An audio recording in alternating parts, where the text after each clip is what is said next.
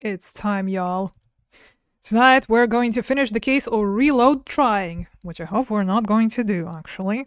Hey everybody, welcome to the stream. How are you guys holding up? Hello Yesh, what's up, what's up?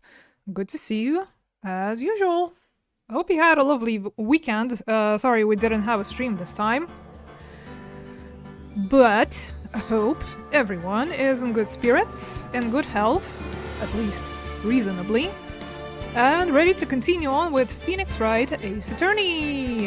Yes, tonight, like I said, fingers crossed, we're finally going to finish Chapter 4. We know who the killer is. The problem is, he's a sneaky and tricksy little old guy, and we lost him. He was in the court. He was testifying as a witness, mind you. And the next thing we know, Larry, our good old friend Larry, is testifying instead, and the alleged killer is gone with the wind. And now we are back to investigating and looking for him and hopefully saving Edgeworth. The very same Edgeworth that allegedly has a memory or a dream of a murderer. So, we're going to start with the big intrigue unfolding right in front of our eyes. Once again, let me know if everything looks and sounds fine, and we will begin. Good long weekend, so I'm even more rested. Wonderful. Hope everybody brought drinks and snacks, because God knows how long this is going to take. These streams never end up being the lengths that I imagine they're going to be. We might once again go past midnight my time, so yeah, settle in. Alright, day 3 investigation, shall we? Load. Yes. Let's go. Lay it on us, Edgeworth.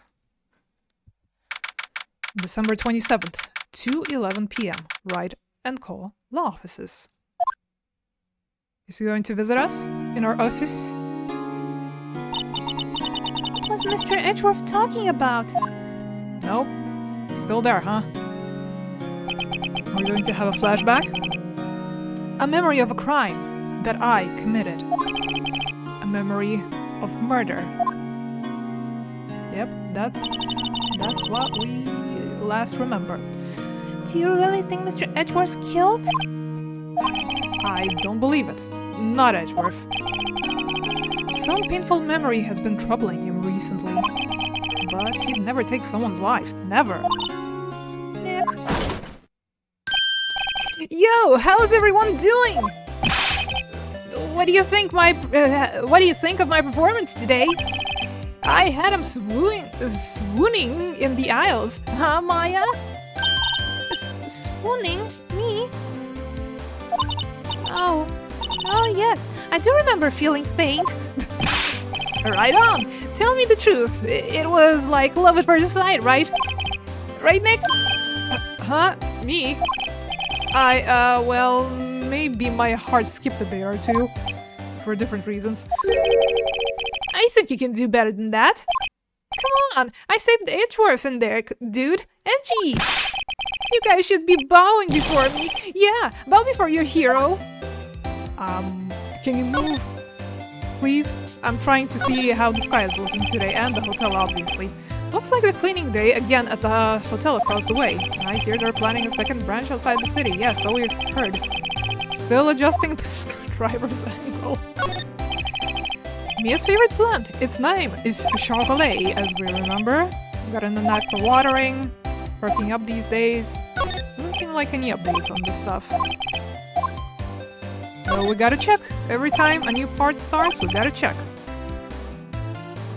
So he looked at the file. When he closed it, it slipped out of his hand. That my foot hurt too. Damn. Be careful. Would ya? Okay, Larry. Any thoughts on the bird yet? Woohoo! I was hot out there. Hot! I'm glad someone's happy about how this case is going. He seems too happy to care about anything I show him. Well, that's... We'll see about that. No, still hot. Still very hot. Okay. But, consider this, though. Yep, still too hot. Well, would he be of an appropriate temperature to talk about today's trial at the very least, and Edgeworth? Larry, you really helped out in the trial today. You did! If you weren't there, Larry, I'm sure Mr. Edgeworth would have been found guilty. Well, technically he kinda sorta was. But seriously, Nick, That boat shop caretaker guy is pretty suspicious, you don't fucking say. But AG ain't off the hook yet. way to spoil the mood, Larry.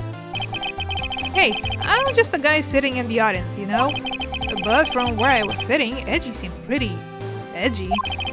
I mean, can you really know he's telling the truth about the night? Nick, I don't know. But, what I do know is... I'm going to believe in you two until the end. Aw. Us two? Edgeworth and... who else? You mean me, right? Nah, he means me, right, Nick? Yeah, you, Larry. Not me. But why you, Larry? Huh? Actually, yeah. Why me, Nick? Enough with the silent treatment. Okay. But does he know you're a lawyer? I tried asking him, I tried showing the badge, but he is too excited to even notice it. What about now with tears in his eyes? You think he'll see it through the waterfalls? Oh, still hot. Well, at least he wiped his tears. Nick, do you trust Mr. Edwards so much? I mean, he's changed recently, true. But when we first met him, he was kind of a jerk, don't you think? And he kinda bailed you out, also. Let's not forget. You didn't know him back then. Back when he wanted to become a defense attorney. Wait, was that when you two were classmates? Yes, in grade school. They saved me. Miles and Larry. They saved me and I'll never forget it. That's why I became a defense attorney, you know. What? Hey, Larry, what's he talking about? Huh? Sorry, I kinda forgot. Okay, Nick, I would it. I'm going to hear the story today, and that's final. Okay. It's kind of a long story, so hang in there. It was the very end of 3rd grade. I was on trial. A class trial. Class trial? The class trial.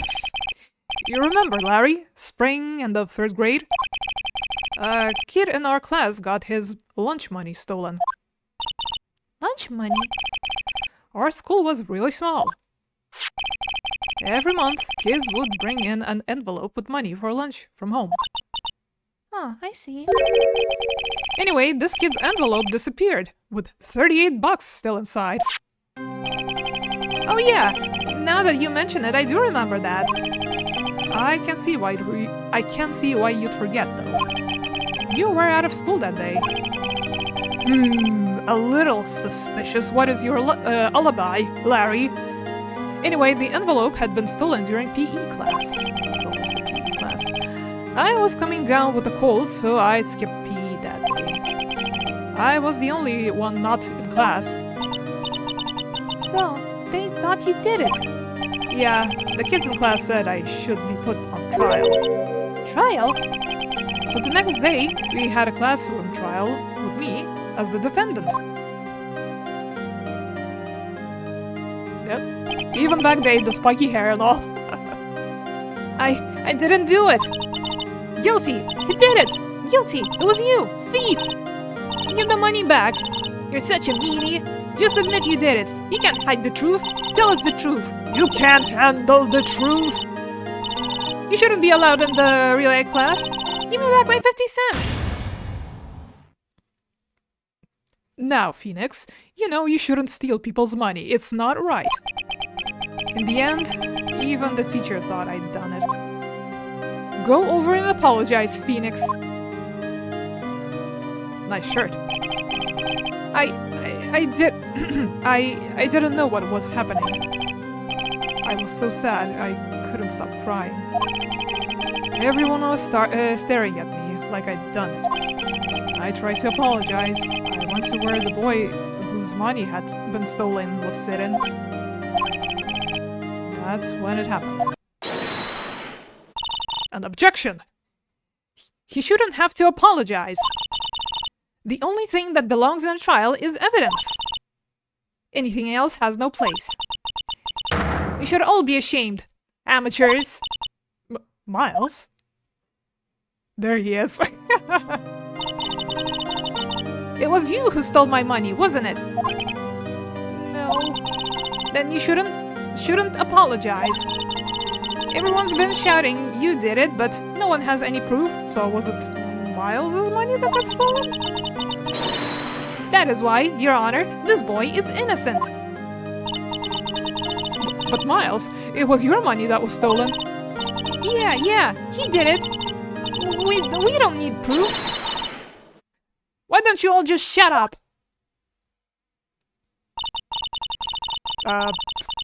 Nice outfit, Larry?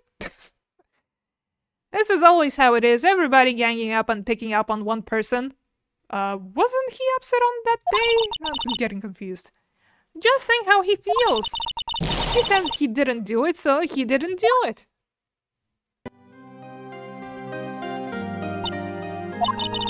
Very well. I will replace the money myself. This class trial is over. Harsh. That's how it happened. After that, the three of us were the best of friends. Wow, I had no idea. Yeah, I had no idea either. I mean, I forgot. That's when I learned what it meant to be alone. Totally alone, without a friend in the world. You did a good thing, Larry. Yeah, well, I was just lucky that I took the day off from school. If I'd been there, they would have thought I'd done it. So, I took it kind of personally, you see. When something smells, it's usually the butts. True. After the trial. Anyway, Edgeworth and I talked after the class trial. That's when I heard his father was a defense attorney. I remember his eyes would shine when he talked about his father. I'm going to become a defense attorney just like my father. A famous defense attorney. Then, a few months later, he suddenly transferred to another school. The DL6 incident. Right. I'm not sure, but the transfer probably had to do with his father's death. That's so sad. It was several years later that when I learned Edgeworth's name again. There was an article about him in the newspaper. The headline was something like "Dark Suspicions of a Demon Attorney." Sounds edgy, alright. Fabricating evidence, manipulating testimonies, covering up facts. The article said he'd do anything to get a guilty verdict. Anything. But why? What happened? I mean, that's not the Edgy I used to know at all. That's what I thought too. I tried to get in touch with him, I don't know how many times. He never replied. I guess he didn't want to see his old friends. I couldn't just drop it though. I wanted to meet him to learn why he had become who he became. That's when I decided. Wait, you don't mean... That's why? That's why you became a defense attorney? To meet Edgeworth? If I was a defense attorney, I knew he'd have to meet me whether he wanted to or not. In court. Edgeworth believed in me, and I believed in him. He's in pain, and no one's on his side. I'm the only one who knows the real Edgeworth. I'm the only one who can help him. Whoa, Nick. So, is that why you helped me out for free?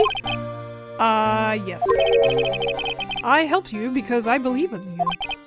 Expect I don't remember saying I do it for free. Aw, Nick! Nick! Nick!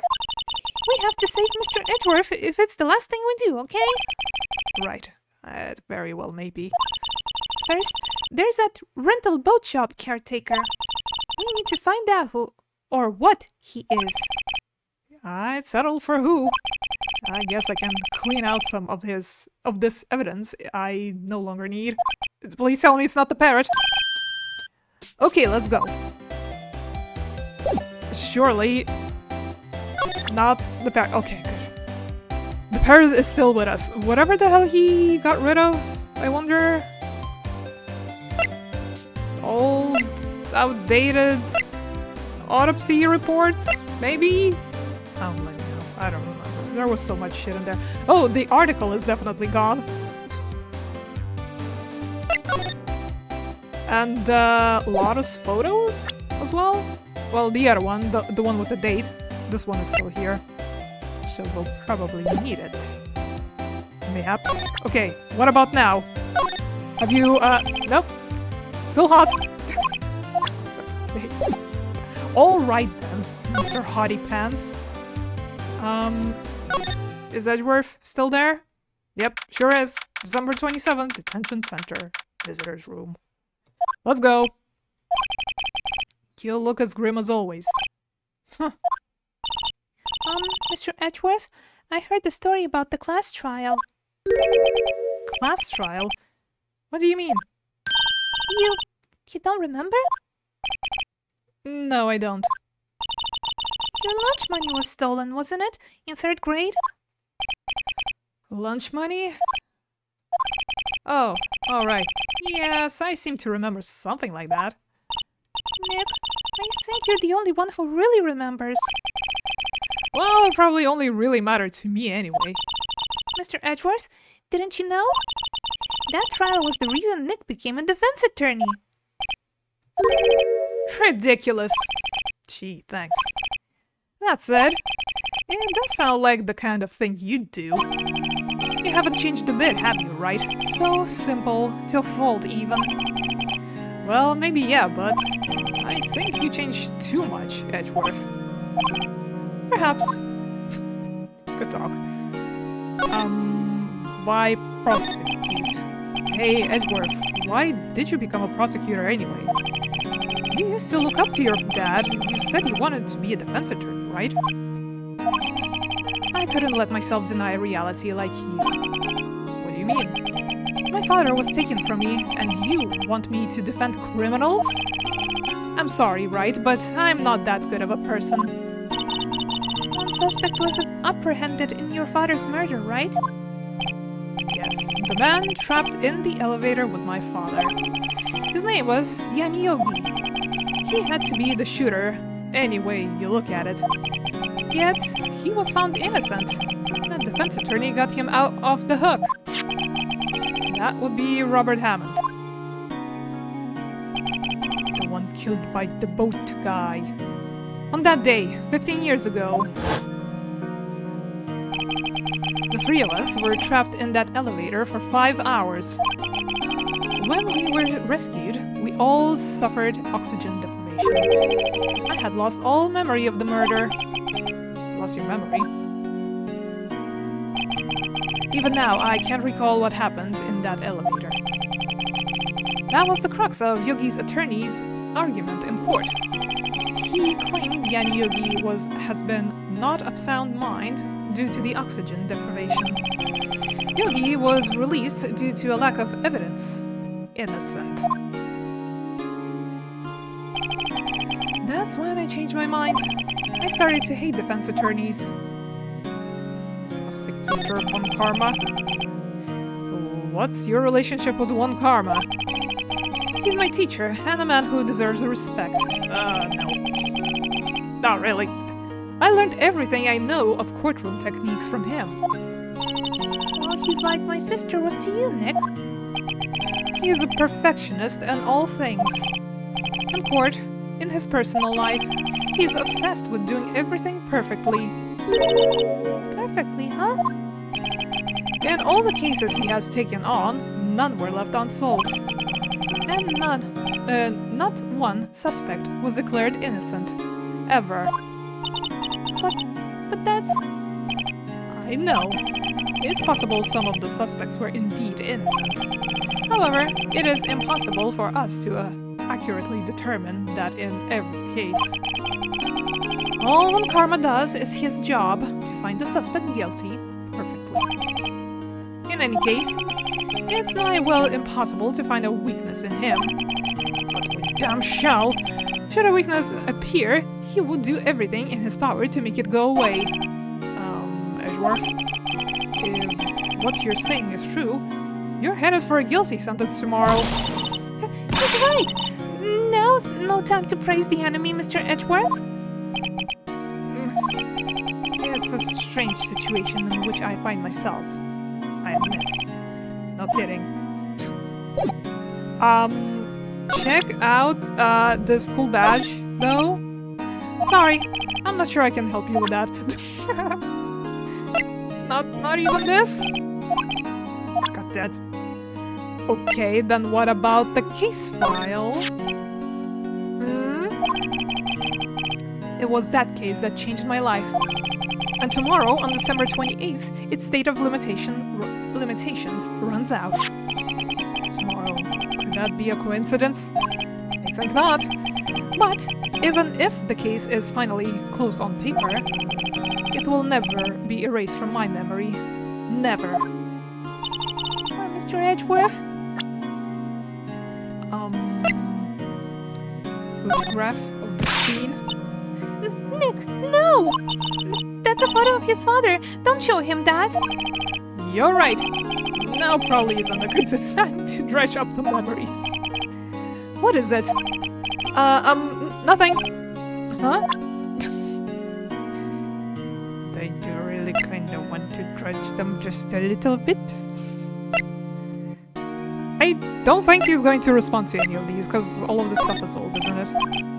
Yeah. Nothing changed here, I imagine. Still smiling for the camera. Still motionless guy. Yep. Okay. Alright. Where else can we move? We can go back to the Gourd Lake. Try looking for the boat guy. Criminal affairs. How's our friend Gumshoe holding up? Also, everybody, hydration check, posture check, food check, meds check. Do all of them things. Maybe a stretchy. I do really need to drink myself, so yeah, let's take a tiny little second for those.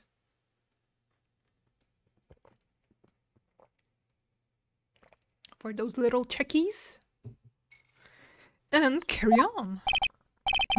Looks like Detective Gumshoe hasn't gotten back yet.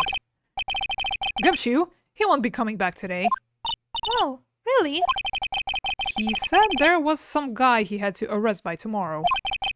The boat shop caretaker. He shouted something about catching him if it's the last thing I'll do, pal. Good luck, Shoe. Of gum. Variety. Okay, what is this guy onto this time? That must be one of the detectives. He's mumbling something to himself. Please, think about what you're doing, Jolinda. Don't take my Tommy away from me, no! He must be doing image training for a nasty divorce argument. Might be a personal thing this time. This must be the chief of detectives here. He's glued to his computer screen. What? That's not possible! The world ended yesterday? He must be reading predictions for the future on someone's homepage. Okay. Probably nothing new here. The desks.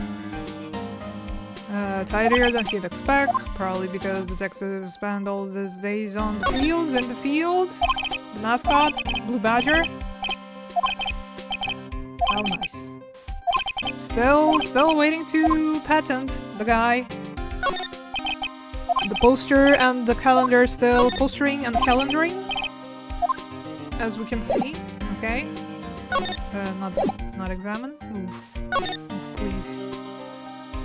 Let's go to Gourd Lake, I guess. Unless, wasn't there like an extra place we could move to, or Grosberg? Let's go to Grosberg. Anything changed here? till December 27th. He's out. Again. When does he work anyway? Now, don't be harsh. Guess we'll have to come back later. Ugh. Move. Out of here we cannot go to the woods for some reason. No public transport goes there, I suppose. Okay, back to the lake, everyone. 27th, the entrance. Hey, pal, long time no see. Oh, Detective Gumshoe. Close one today, eh? I got so worked up, I snapped my tie in half. Sorry about that. No problem, pal. Thanks to you, we now know who really did it. You mean the boat shop caretaker? Look, I'll make you a promise. I'll have that scoundrel in my custody by trial time tomorrow. Come what may. Okay, it's my duty to you as a police officer. Now, I'm off to catch me a criminal. Good luck. Detective Gumshoe sure is active today. Oh, one more thing. Eek! No one can go into the woods today, damn it. Woods? Where Lotta was camping? I mean, we couldn't go there after she left, either way. The woods are off limits to camping, and apparently the park ranger found out. Well, finally! Took them long enough. He got pretty mad. No one can go in for a while. I guess Lotta's in a lot of trouble. Anyway, I'll be seeing you tomorrow. Okay. Can we still examine anything? Sign says Word Lake Nature Park, full of families picnicking. But no waterfall. Not many picnickers may come here for spiritual training, Maya. Apparently not. I feel winter's chill from the bare leaf trees today. What is it about winter that turns people into poets? I don't know, but my toes are starting to feel numb. Yes, my poetry has that effect on some people. In that case, we move. So our toes do not separate from our frozen feet. Yep, the public beach. Huh? The steel eyesore is missing, sure is. Eyesore? Looks like the hot dog stand is closed too. I guess Larry's too busy worrying about Mr. Edgeworth to show up for work. But Keonce, all her effort is going to go to waste. Trash can with no trash. Yep, still no trash. This lake sure likes to cause problems, doesn't it? Huh? I mean, everything that happened here turned out to be a lie. Gordy was a lie, and the charges against Mr. Edgeworth were all lies. I guess you're right. I mean, I'm glad the charges were all lies, but still. The dogs still empty after a missile has visited. Guess Larry has day off. He was pretty happy about saving Mr. Edgeworth. True, we owe him big. Bench? No one's going to sit here on a cold day like today. Well, unless they were eating a samurai dog. How would that change the temperature, I wonder? Hmm? You seem troubled, Nick. No, who? Me? Not at all. Huh. I almost didn't see that thing. Both dogs, exit. Every time you don't see the thing, Nick. Alright. Moment of truth, potentially. The boat rental shop, let's go. Yep. That old caretaker got away. Yep. I never imagined he might be the real murderer. Could it be Grossberg? I didn't know that clear of the throat anywhere. Yep. Me too, apparently. Hello. What might you be doing here? Out for a walk?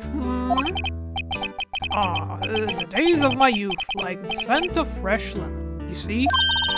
Mr. Grossberg, this is no time for idle reminiscing. Mr. Edgeworth's trial ends tomorrow. That is true, yes. But from what I saw of today's trial, Edgeworth should be fine, right? Well, I'm not so sure about that. Ho ho! What do you mean by that? Well, I'm not sure. If you find anything out, come by my office at once. I may be able to offer you some assistance. Really now. Thanks. Bye. What do you think Mr. Grossberg was doing here anyway? Who knows? Looking for replacement for his missing artwork, mayhaps? I mean, it's quite picturesque. Maybe he was going to paint one himself. There's a forest here beyond those bushes. Nick, the forest! There's someone in there! You're right, there's a few policemen in there. They must be looking for the caretaker. Good luck! Yeah, sorry, again, my reading today is not really up to snuff, but I'll do my best. There are some boats floating on the dock. The murder took place in a boat from this dock. Well, no, we found out that it didn't, though. It took place in the boat shop. Apparently, the police took away the actual boat that was used that night. Indeed, there's a space for one more boat on the dock. We know that there weren't any murder happening on the boat. Pay attention, Nick. The boat rental shop doesn't look like anyone is around. Caretaker must have run for the hills, huh? Yeah, looks like it. He didn't seem like a bad person. Can we go in, talk to Polly, maybe? Ooh. Yes. Maybe we can finally crack the safe, because we know the password, unless, again, Polly lied to us. Nobody's home. What do you mean nobody? Polly's right there. Hello, hello. Hey, it's Polly. I wonder where your owner is gone, Polly. Spill the beans, Polly. Hello, hello. I can't believe he'd run off and leave his poor parrot to fend for himself. Hello, hello. Well, at least it's being welcoming and stuff. Everything's cold. Looks like he didn't turn his heater on. I guess he hasn't been back here since the trial. But can we have some of them someday? They don't need to be warm. They can still be yummy cold. It doesn't look like he used his kitchen much. For a restaurant, yeah, not a whole lot, huh? You're right. I guess the whole pasta restaurant thing was a lie. Do you mean we're not going to inherit it after all? My heart. What, you thought he was telling the truth? Was that on the plate? Like I said, looks like Sunday. The rice crackers. With a bit of seaweed, maybe? And those, kinda hard to say if that's, bread. Or bread goods, or maybe some fruit? No clue, really. Okay, moment of truth. That reminds me, Nick. Polly here knows the number of the safe, right? Yeah, that's right. Polly, what's the number of the safe? It's 1228, I still remember. See? Let's open it, Nick. Come on. I'm sure there isn't any money in there. Maybe some evidence, though. But hey, he keeps it locked, right? So there must be something of value in there. I'm not so sure. Well, why don't we check? Okay, Nick, let's see what's in there. I guess there might be a clue or two. The only thing in here is a letter. A letter? Aw, boring. Yeah. There's no name or signature on this thing. It's handwritten in very precise, clear letters. Get your revenge on Miles Edgeworth. Edgeworth? Nick, why would Mr. Edgeworth's name be on here? How should I know? I'm going to read the whole thing. Get your revenge on Miles Edgeworth. It also says, this is your last chance. Now's the time to get revenge on the two men who ruined your life. The rest of the letter goes on to describe the murder plot in detail. how to kill Robert Hammond and frame Edgeworth, calling Edgeworth out to the lake, getting on the boat, firing twice. This is exactly what I figured out today in court. It's all here, in perfect detail. What do you think it means, Nick? I don't know, but it looks like there are instructions for the caretaker. When he killed Robert Hammond and called out Edgeworth, he was following instructions. But who would have written that letter? And what does it mean to get revenge on Miles Edgeworth? Look, I don't know, okay? But one thing's for certain. This letter is an amazing clue. Yep, get your revenge on Miles Edgeworth added to the court record. This note details the murder and setup. Can we keep snooping? There's nothing left in the safe. I wonder why the caretaker didn't take the letter with him. He left in a hurry, right? I don't think he ever came back after the trial. Can we watch some TV? Ah! What's wrong? Oh, never mind. What? Tell me! Just when I saw the TV, I remembered. They're showing a Pink Princess special this week. Oh shit! Oh! See? That's why I didn't want to tell you. Don't tell me we're going to miss Pink Princess! Out of my watch. That fishing pole looks expensive. Maybe we should bring it to Detective Gumshoe. See, I told you that last time. Don't you think the caretaker wouldn't mind? Well, he can just leave him in we can just leave him the metal detector in exchange. Maybe we'd better not. The suspicious fish.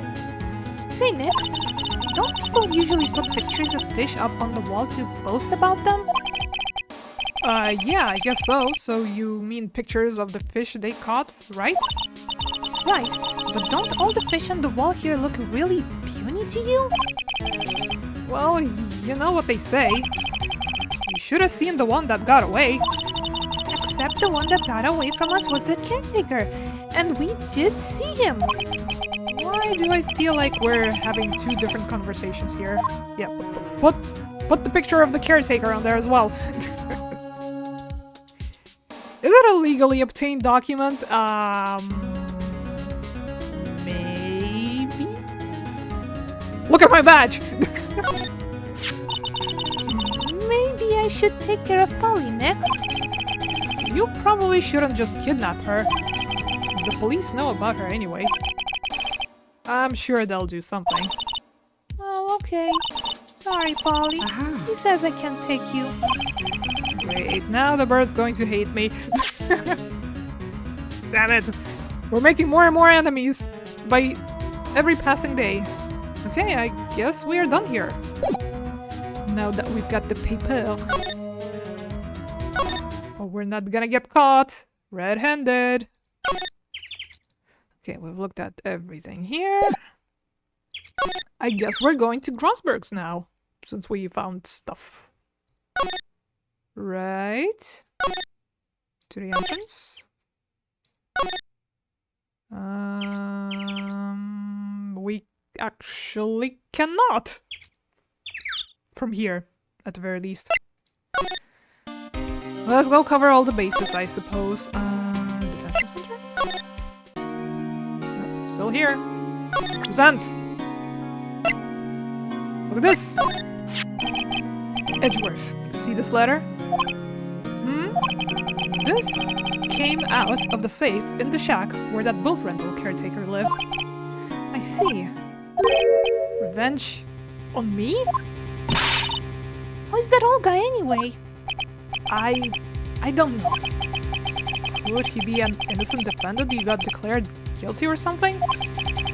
Nice, right? But I don't remember that old man. Not at all. So he was following this letter then. Which means there was someone else behind it. Now's the time to get revenge on the two men who ruined your life. Two men, meaning myself and Robert Hammond. It also says this is your last chance. Last chance? Wait, maybe. Maybe he's talking about the statute of limitations on the DL6 incident. Wait, that old man? What is it? Do you know who he is? Yogi. Could he be Yogi? Yogi? The suspect in the DL6 incident. The only one who was found... The one who was found innocent. Well, yeah, he was a bit eccentric and allegedly he did get some damage done by the air, the lack of air. So it could very well be. Can we talk about anything new? Yanni Yogi. Yanni Yogi was a court bailiff at the time. He just happened to be in that elevator together 15 years ago. There's the earthquake.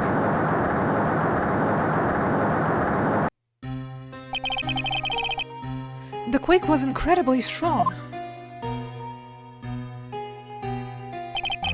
Before I knew it, everything was dark.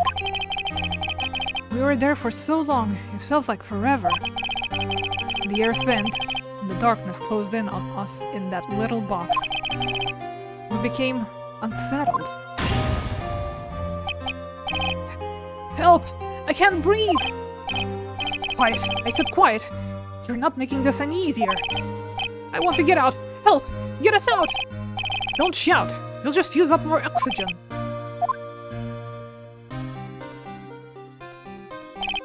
And that's all I remember. When I came to, I was in a hospital bed, staring up at the ceiling. In court, Yanni Yogi's mental condition was called into question.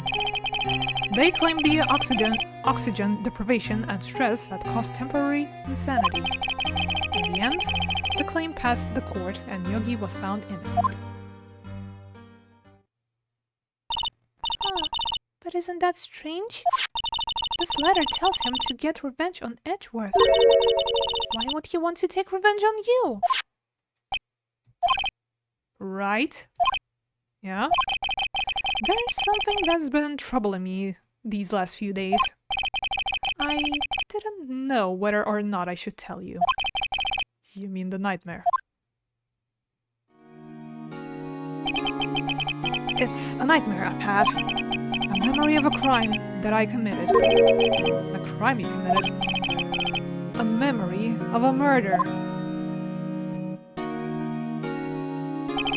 I think the time has come to tell all. Well, let's hear it then. For the last 15 years, I've had the same dream almost every night. I wake up in a fearful sweat every time. What kind of dream? It's a dream about my father's killing, in the dark. Help! I can't breathe! Quiet, I said quiet. You're not making this any easier. I want to get out! Help! Get us out! Don't shout, you'll just use up more oxygen. I can't breathe. You're using up my air. What? Stop breathing my air. I'll stop you. Ah! What? What are you? Stop breathing my air. No, Father. He's attacking Father. Then I see the pistol lying by my feet. I don't know if it was evidence from that day in court or the bailiffs. In a daze, I pick up the pistol. Get away! Get away from my father! Wah!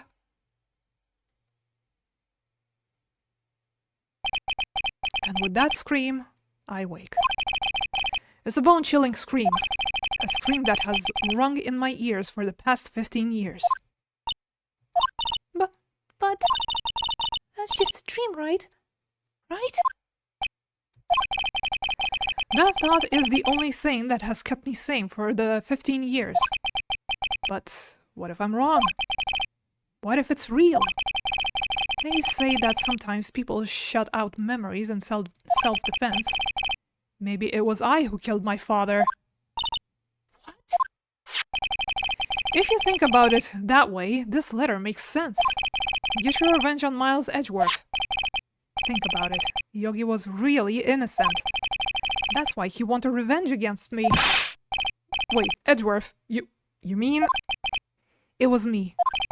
I was the true criminal of DL6. I shot my father. This is bad. What are you going to do, Nick? What can we do? I don't know. I don't think there is anything we can do, like it or not. If there's someone else who knows about the DL6 incident, maybe... Grasberg. There is, Nick. There is someone else who knows about DL6. Well, I guess we're just going to go there, huh? Thank you for adding it back. Did we go to the office for a sec? 1 day left, Nick. Yeah, I know. Well, no time to waste. Let's get going. No, I want to talk to you. Do you mind? What do you think we should do now, Maya? You would know best, Nick. Just do what you do. That should work. Thanks. That helps. Well, had any good ideas? This is all tied to the DL6 incident. We'd better find out as much as we can about that murder before tomorrow. Something that happened then had a hold on Edgeworth and it won't let go. Want to look at some stuff before we do? Stop showing me stuff and let's get cracking. Yes, ma'am. Jesus. So bossy. You think Gumshoe is back? Nah. Okay, well then, Grasberg offices it is. Hold on, gotta go back to my office to go to his office. Makes sense. December 27, Grasberg Law Offices. Mr. Grasberg. Ah, hello there, what's wrong? You look troubled. No kidding! I can't believe you're not. You're not. My. Just calm down and tell me what's happening. It's Mr. Edgeworth. He...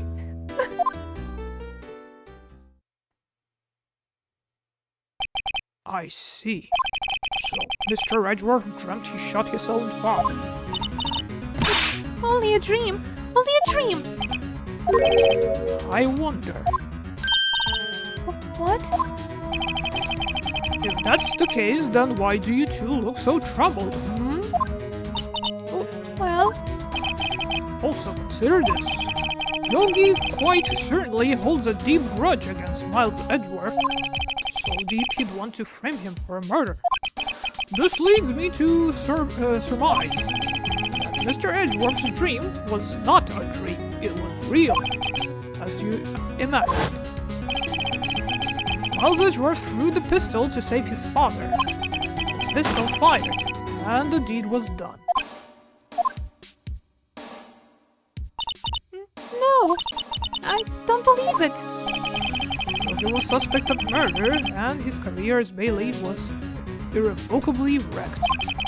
Thus, he sought revenge on Miles Edgeworth. This was his last chance, of course, with the state of limitations so close. Okay. This. Quite sorry. I have nothing to say concerning that. Really? Not a single thing? Oh, what about the parrot? Holly, are you listening? Are you memorizing all of this? Oh, this is the letter.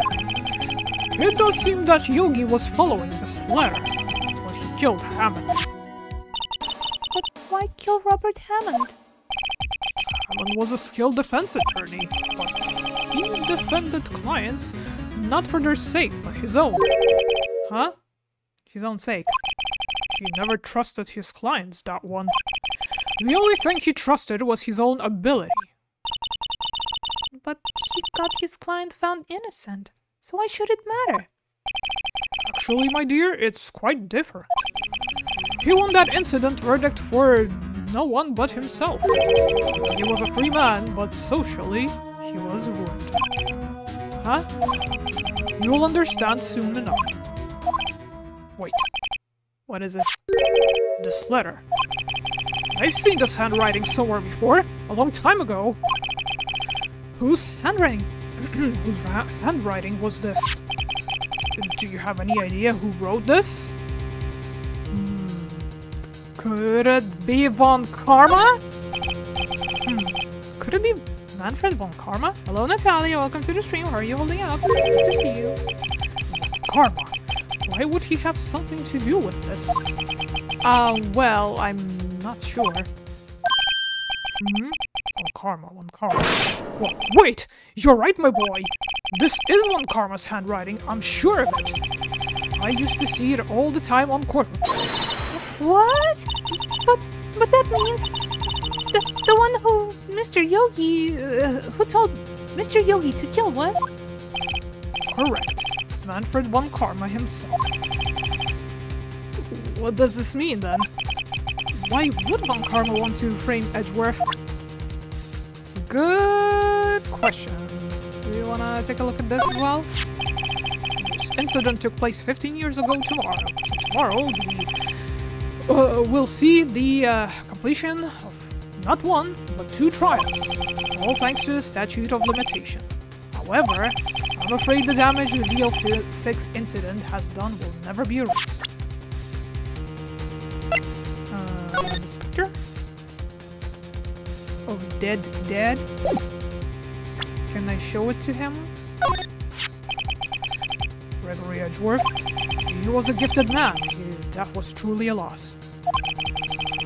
I wonder what would have become of Von Karma. Were he alive? How about this bird now? Quite sorry. Unbelievable. This photograph, look at it. In any case, it's good that the one shooting isn't Miles. You bet it's good. I can't believe the fiendish planning that went into this murder. And we almost fell right into this trap. What a creep! Look at this photograph. Thank you. I think that's about it. Will you show him anything else? The gun? But sorry, nothing. But sorry, nothing. I think we've already talked about her. She was a beautiful woman. I'm truly sorry about what I did. Huh? Sorry about what? I think I'll stay out of this one. Okay, one more. 1 or 2 more. Sorry, nothing to say. We talked about this. And that's probably it. Unless we have something to talk to him about. Gregory Edgeworth. What do you know about Edgeworth's father? He was a defense attorney without peer. It sounds trite, but it's true. Well, he may have been one peer now that... he may have had one peer now that I think about it. Your mentor, Mia Fey. My sister. Gregory Edgeworth was very disapproving of Mr. Von Karma's techniques. That's no surprise. Von Karma is an extreme man. Forged testimonies and evidence are nothing to him. The result, he has a perfect win record in court. To beat him, Gregory Edgeworth tried to call attention to his methods. And? He lost. And died in despair, as it were. I see. The spirit medium. When Gregory Edgeworth was killed, the police called a spirit on the spirit medium. I was your mother, Misty Fey.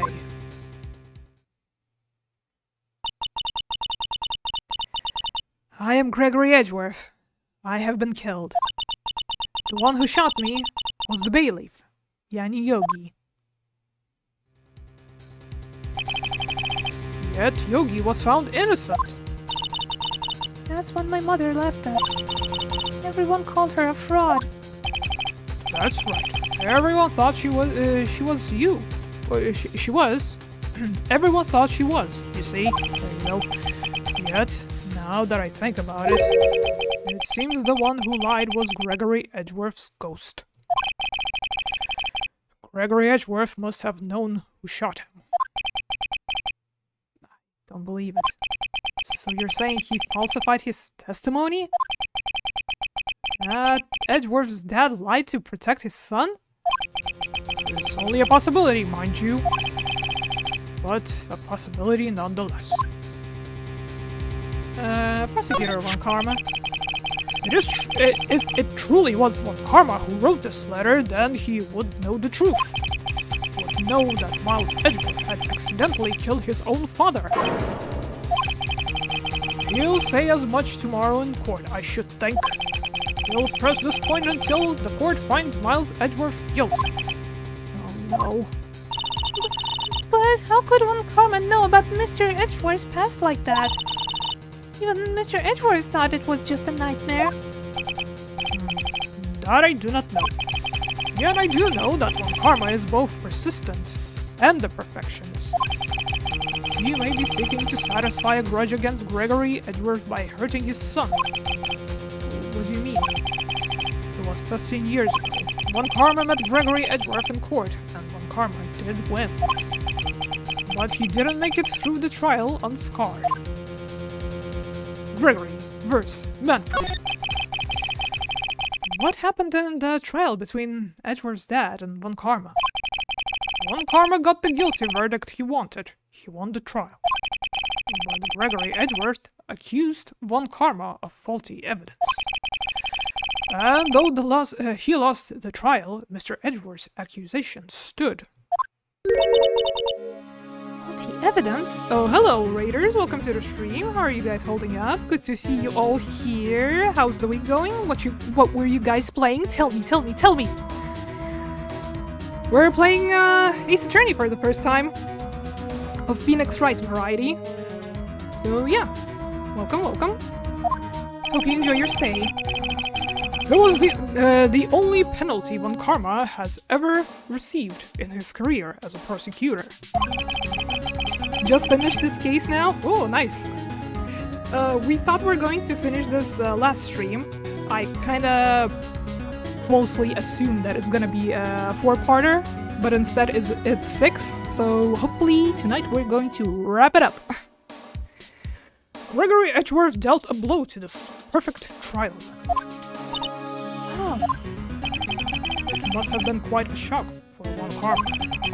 He took a vacation for several months after that, you see. Vacation? Yes, an unusual event for the man. That was the first and the last vacation he's taken in his many years of prosecuting. Really? He doesn't take vacations?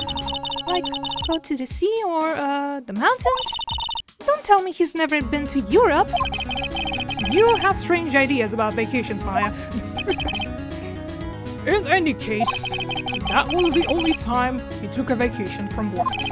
I believe the penalty upset him quite a lot.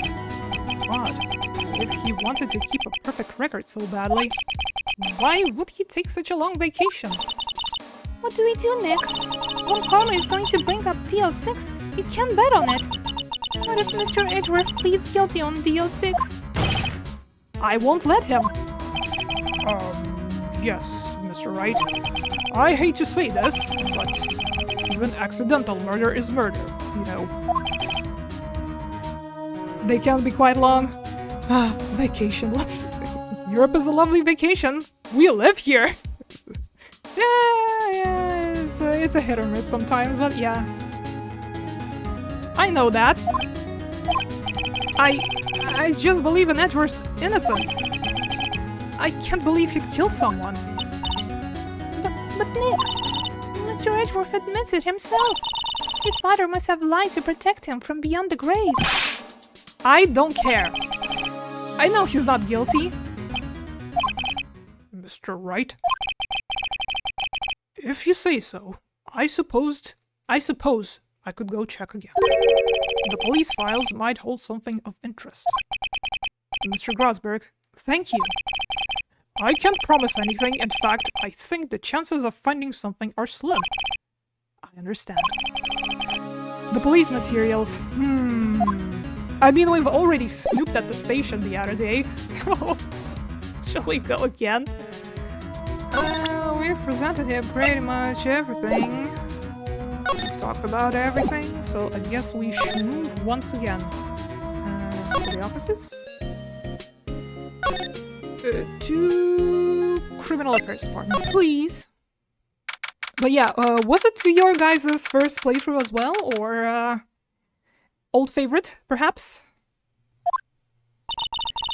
How familiar are you with the series? There's hardly anyone here. Everyone must be out looking for the old guy, Yogi. It's you. I don't think Gumshoe will be coming back today. He's staying out late looking for someone. Sounds like Detective Gumshoe is pounding the pavement for real. We were wondering if we could check out the records room again. Well now, I can't have just anyone wandering around in there. But I guess Mr. Von Karma isn't there now anyway. Shit. You can go in as long as he's there. Von Karma? Yes, he just arrived, actually. Von Karma's in the records room. Nick, let's hurry! Gotta give that man a piece of my mind. Guys, hold on. Gotta check on these. Fine people. That must be one of the detectives. He's mumbling something to himself. So, what's your hobbies? Well, I like to do stakeouts now and then. He must be doing image training for a first date. Yeah, you get him, Tiger. What's this guy up to these days? He's glued to his computer screen. What? That's not possible. The world ended yesterday. He's still on that, huh? I played them all back in high school on my phone and 3DS. Nice. I was kind of hoping to play these on 3DS as well, but then they were on sale on Steam and I just couldn't resist, and here we are. Playing for the first time. Records room, let's go. December 27th. Police Department. Records room. Nasty as always. We were only here just yesterday. I'm sure they just haven't had time to clean. What's wrong, Nick? Nothing. I was just noticing that he isn't here. Oh, karma. Well, let's use that to our advantage. I actually noticed that we haven't really examined this place last time we were here. Here are files on collected case reports. There are quite a large volume of reports here. Wow, these are all case reports? Yeah, it's like a graveyard of police cases. I guess my sister's case report is in here too. Quietly gathering dust. Unfortunately so. There are shelves stuffed with case files in the back of the room too. Forgotten cases rotting away for eternity. Nick, let's get what we need and get out of here. All this dust is getting to me. What about these? It looks like there are files inside this glass case. The case is so dusty I can't see what's inside. Nick, it's locked. They must keep important case files in there. Oh, what about this one? I don't see a screwdriver propping this one open. Huh? One of the drawers here is open. Someone must have been looking at it recently. Von Karma! The label says, Unsolved Cases, Evidence. Unsolved cases. Nick! The file for DL6! It's completely empty! I should have taken the entire thing last time. What? What are you doing in here? Nick! Wow, this is the first time we're seeing him, like, portrait mode. Head on. Von Karma! You! How do you know my name? Huh? Have we met?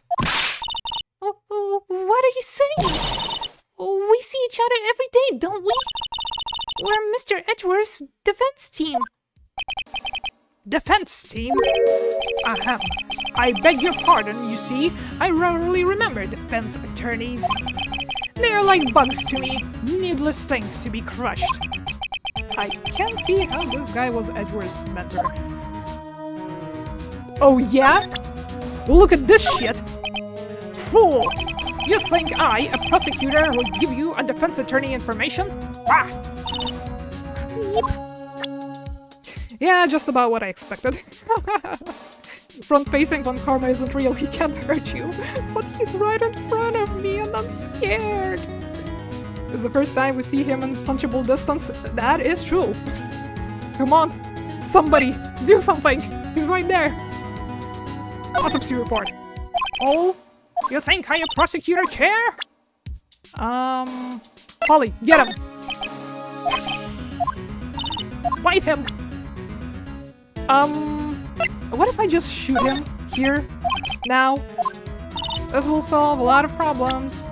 I mean, it will create more problems also, but I'm willing to take that. Polly, attack! We have a gun, let's shoot. Well, no, I guess we just showed it to him for some reason.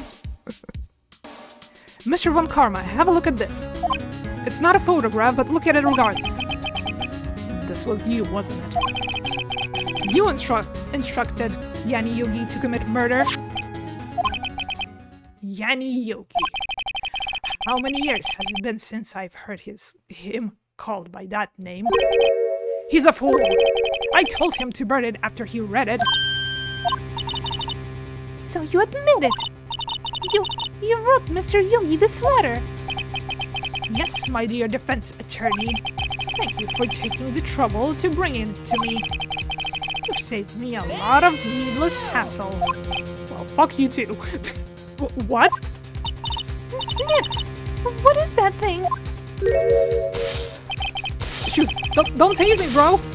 A stun gun, for self-defense, usually. Indeed. 600,000 volts will course through your body like a dog touching an electric fence. 600,000? Oh, don't worry. People don't die from it usually. Now, give me the letter. No? No! Whoa! What are you? Nick, run! You. Maya! Out of my way!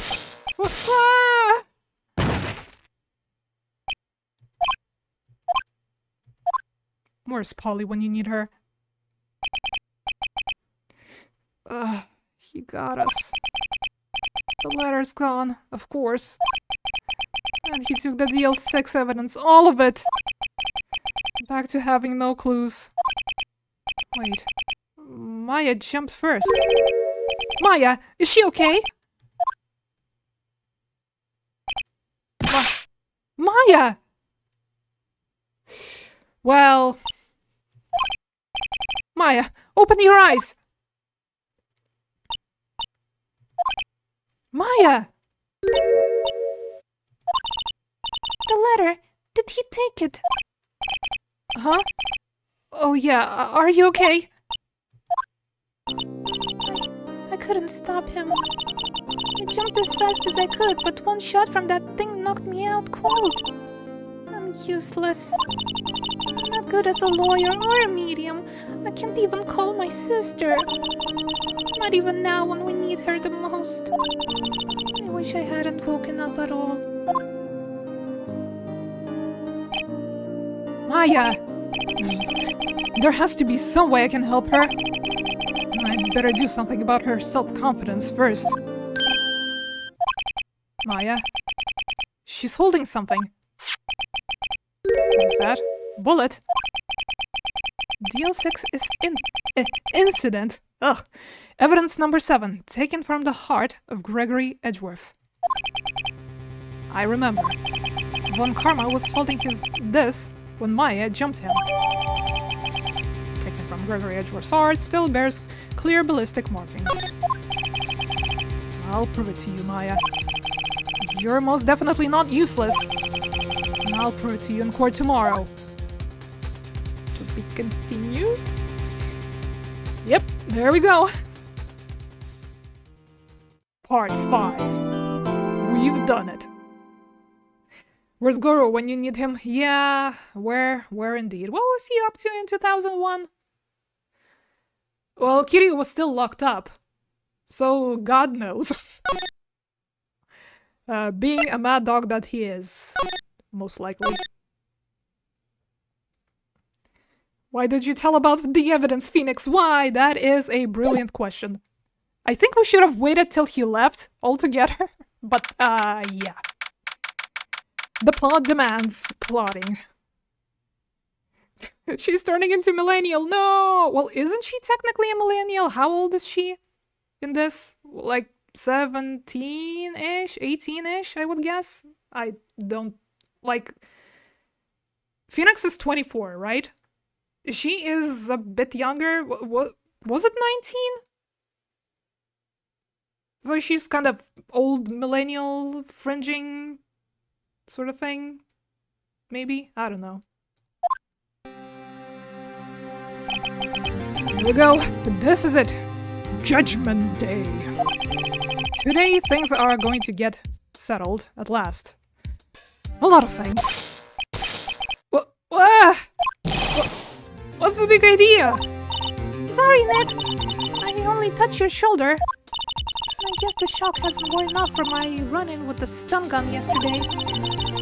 Anyhow, today's the last day of the trial. Good luck, Nick. Yeah, thanks, Maya. Hey, Edgeworth.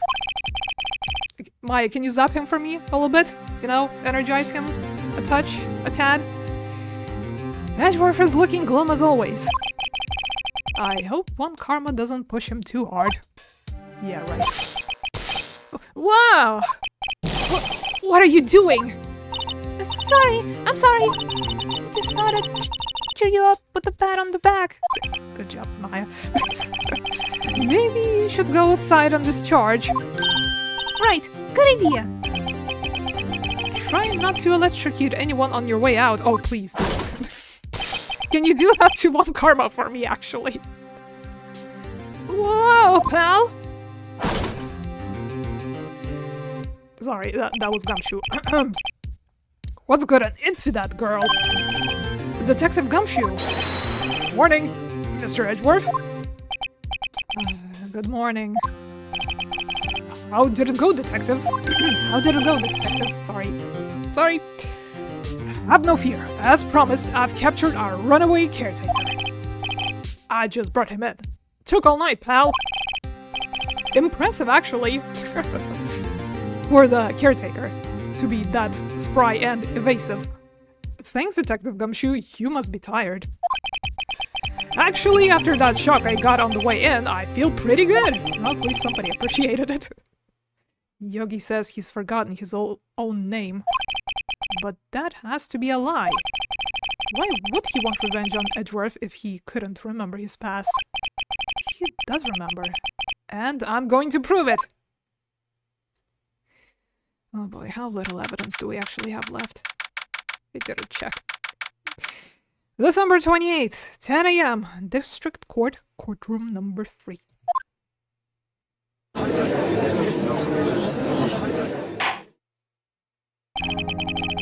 The more I play this, the more it feels like game is related to Judgment, the Yakuza spin-off. Oh yeah!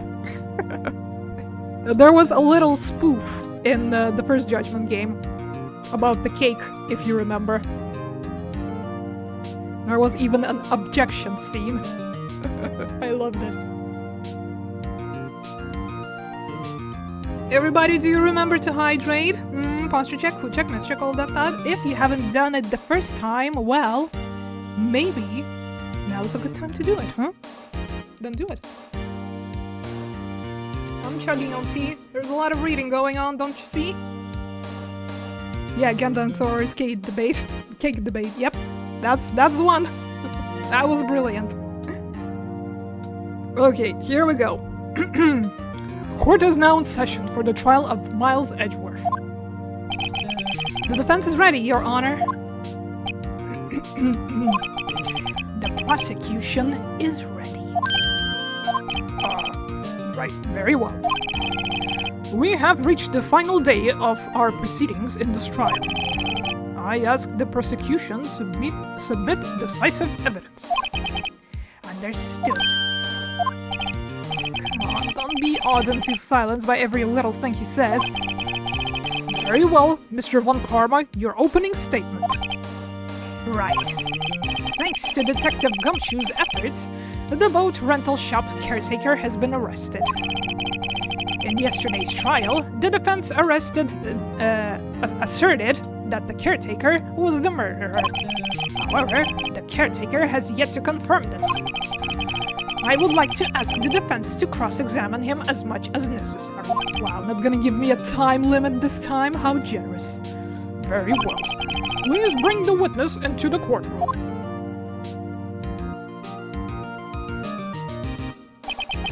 Ladies and gentlemen of the court, I believe you all remember our witness. He lives in the boat rental shop on the lake, from where he witnesses the incident. Witnessed that one time, potentially more. In addition, he has currently lost memory of his name and identity. Witness, why did you run away yesterday? The witness was not running away, as he will now testify. I see. Very well, please begin your testimony. Wakey wakey. What? Why I left the court? I'm really sorry about just leaving yesterday like I did. But I wasn't running away or nothing. I went to buy some food for Polly, you see. I figured I got nothing to do with the incident anyhow. I mean, I did need one of those motive things, right? And I don't got one on. So my testimony yesterday stands as is. Yeah, well, why didn't you feed the Polly, I think we kinda realized that he never came back. Did the cops get him? Very well. Let's begin the cross-examination, shall we? He has to know his name. Yanni Yogi! You're Yanni Yogi, and I'm going to prove it! Why I left the court? Who's ready to hold it? I'm really sorry about just leaving yesterday like I did. Hold it! I'd call what you did running away and not just leaving. You heard Larry's testimony and realized you were in danger.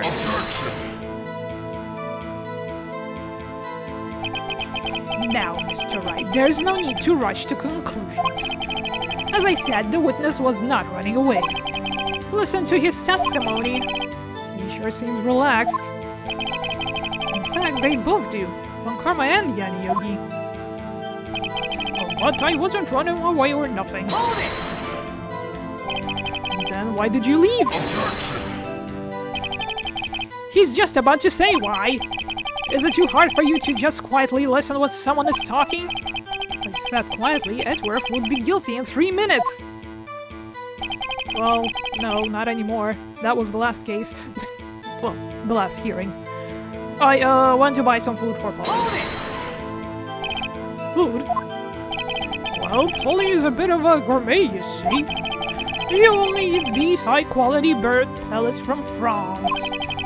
They only have them in the big pet shop downtown. But you weren't arrested until this morning. Why didn't you go back to the caretaker's shack? Well, I kind of got lost, you see. The witness has trouble remembering things sometimes. When the police apprehended him, he was on his way back to the shack. Yeah, right. Nice try, Von Karma. No one's going to believe that. I see.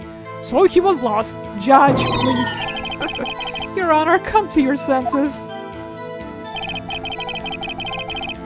Thank God he promotes correct parrot diet. Well, at least you can't fault him for that. Or not doing that, rather. I figured I got nothing to do with the incident anyways. You've lost much of your memory, is that correct?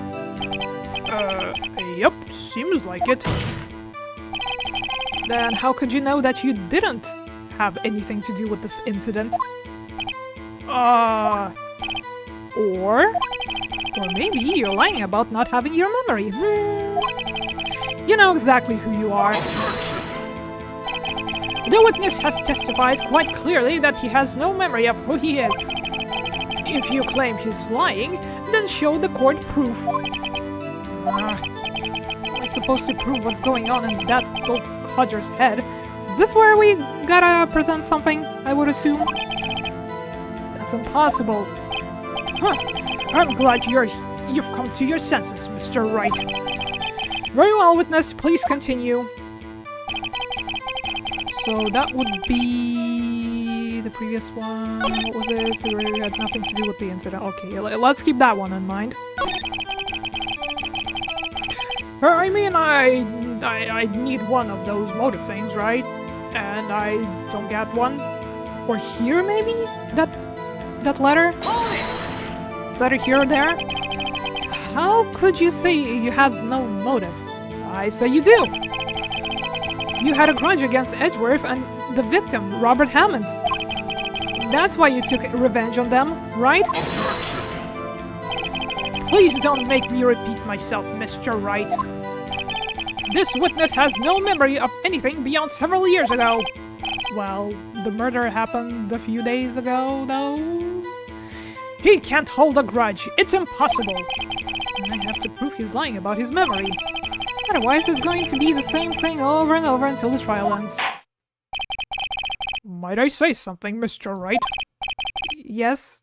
Yes, Your Honor? You've been saying the same thing now over and over. This is the first time we examined the witness. You've been calling the witness's memory of the past, or lack thereof, into question. But does this really have anything to do with the current case? Of course, Your Honor. The witness has said he has nothing to do with this case and no motive. Both of these statements are lies! Order! Order! Mr. Wright, there is a serious problem with your claim. Or are you saying you know who this witness is? Of course, Your Honor. Ha ha! Now, this is interesting. I would like to know myself, so who is he? I'll play dumb for karma. Mr. Wright, please tell us the witness's name. His name is Yanni Yogi, a former court bailiff. Yogi? That name seems familiar. Oh! Yanni Yogi, from the DL6 incident. It figures the judge would have heard of it. It was such a famous case. But what does this mean? Your Honor, if this man is Mr. Yogi, then he has a clear motive. Tisk, tisk, tisk. Jumping to conclusions again, Mr. Wright. This man, this witness, is Yanni Yogi? Fascinating. However, how do you propose to prove this in the court? I don't know, I'll try. This is a court of law, as you may recall. You need proof. And allow me to repeat once more that the witness has lost his memory. This is it. I have to do this now. If I can't prove this, he's Yogi right here, right now, then I've got nowhere else to go. Nick, how are you going to prove it? How can you prove that he's Yanni Yogi? It's okay, it's actually quite simple, apparently. Your Honor, please take this man's fingerprints. Then, we'll compare them to the fingerprints on the file for Yanni Yogi 15 years ago. And also on the gun. I see, that makes sense. Tisk, tisk, tisk. Huh? I'm so very, very sorry, Mr. Wright. Why?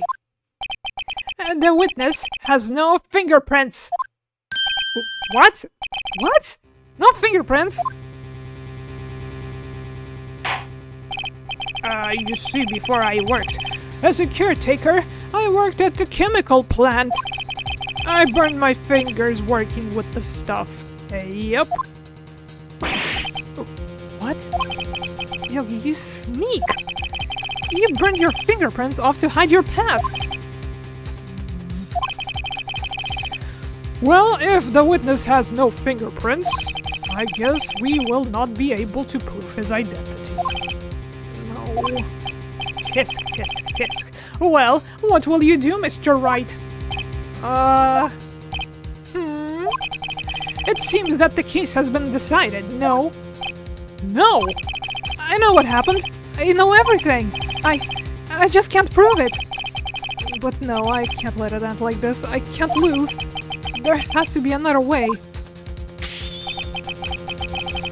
There is no one who can testify as to who this witness is. No one! Nick, what are we going to do? I didn't even consider that he might have erased his fingerprints. What do I do? Tisk, tisk, tisk. Well, Mr. Wright, perhaps you'd like to cross-examine his parrot for a little comic relief? Actually, I do. Yeah, very funny. You're a sore winner, Von Karma. Wait a second. Cross-examine his parrot? What is it, Nick? No, you're not going to. Your Honor! The defense would like to take Mr. Von Karma up on his proposal. Take Mr. Von Karma up? On my proposal? Exactly, Your Honor. I would like to cross-examine the witness's pet parrot. Hell yeah! Get her in here! Order. Order! Well, what do you think, Mr. Von Karma? Need you even ask? This is a farce! I object! Objection! Wait a second. You were the one who suggested I cross-examine the parrot, Von Karma. I have a right to do as you suggested. Well, if you're so desperate, then please be my guest. Of course, should you go through with this, and nothing comes of it, then I hope you're ready for the consequences. Nick, this is crazy. Well, still want to go through with your little game? Oh, fuck yeah! Bring him in! Let the parrot take the stand. I will cross-examine her, Your Honor. This is the most ridiculous thing I have ever heard. Karma's rigged every person's testimony, every piece of evidence. Except the parrot. She's my last chance. At least, I think so. Bailiff, bring in the parrot. Be gentle with her, please. Oh, there she is. Beautiful girl. That's quite a bird. And called the zoologist, macaw and cockatoos could not be able to make offerings. I'm not letting that go. Please tell us your name. Name. The witness is ignoring me. It must hurt to be ignored by a bird. Ahem. Very well, witness. Who is your owner? Please, testify for us. Who's your owner? Who's a good girl? Hello, hello.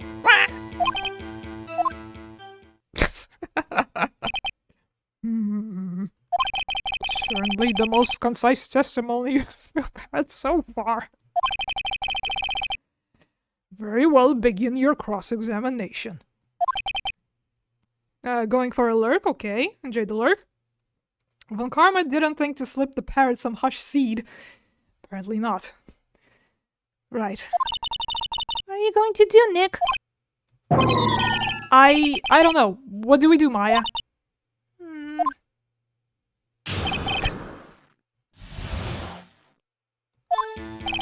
Hello, hello. Witness, you can't just say hello and expect us to get anywhere. I want you to testify. Maya, you talk to her. Right, what do I say? Have we forgotten something? What's your name? What's the safe number? Ads? Okay, we'll wait for ads. Those of you who aren't in ads, well, you know what to do if you haven't.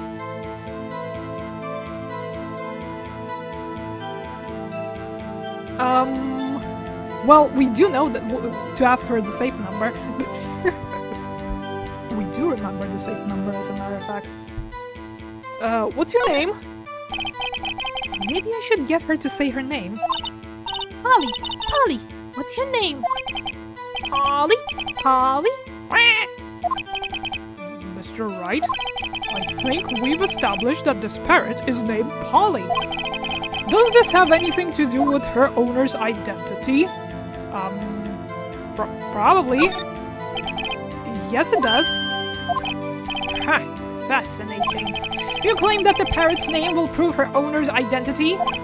Then show us this proof. Nick, don't you think you're taking the bluffing a little too far?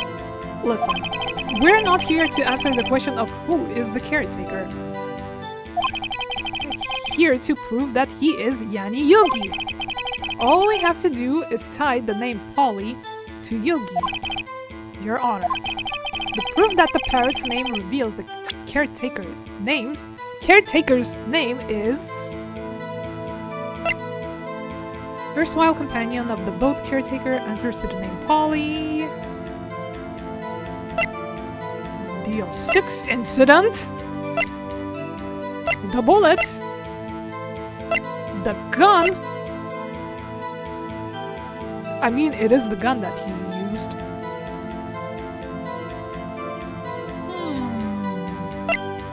The map. Well, she would have remembered, right? If there was a person shot in the cabin.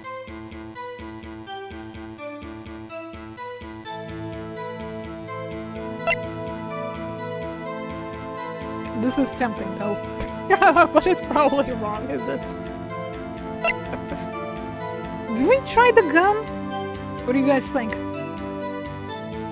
What may or may not be the correct evidence?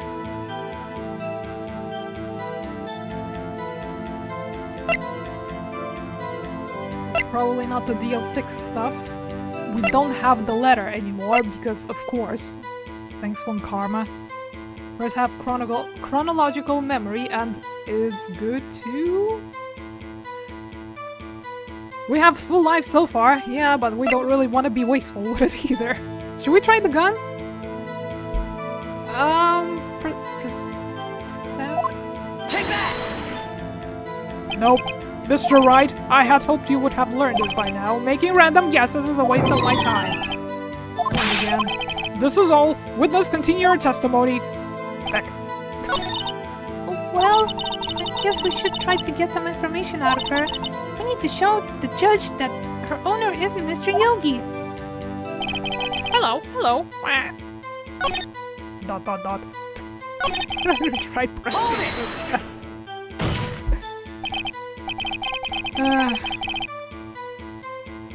There is a real life case of parroting a shooting happened in a house. I think I saw in the news before. Wow. So there is an actual real life chance of Polly being a cold-hearted killer, much like her owner.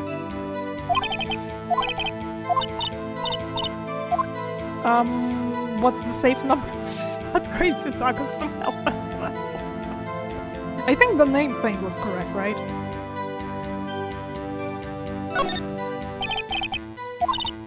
Polly, what's your name?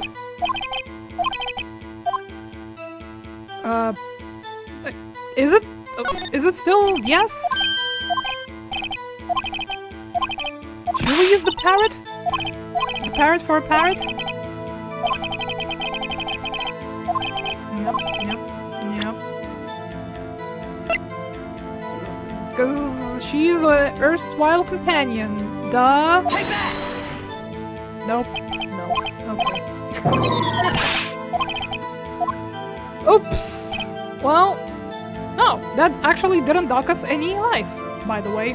So we're good. Hold it! Witness, you're here to speak. You must speak to me. Frankly, I can't believe that you're speaking to the parrot. Well, I guess we should try to get some information out of her. We need to show the judge that her owner is Mr. Yogi. Hold it! Wait, I thought I was penalized for this? I was sure they would penalize me for this as well, but somehow we are still at full health.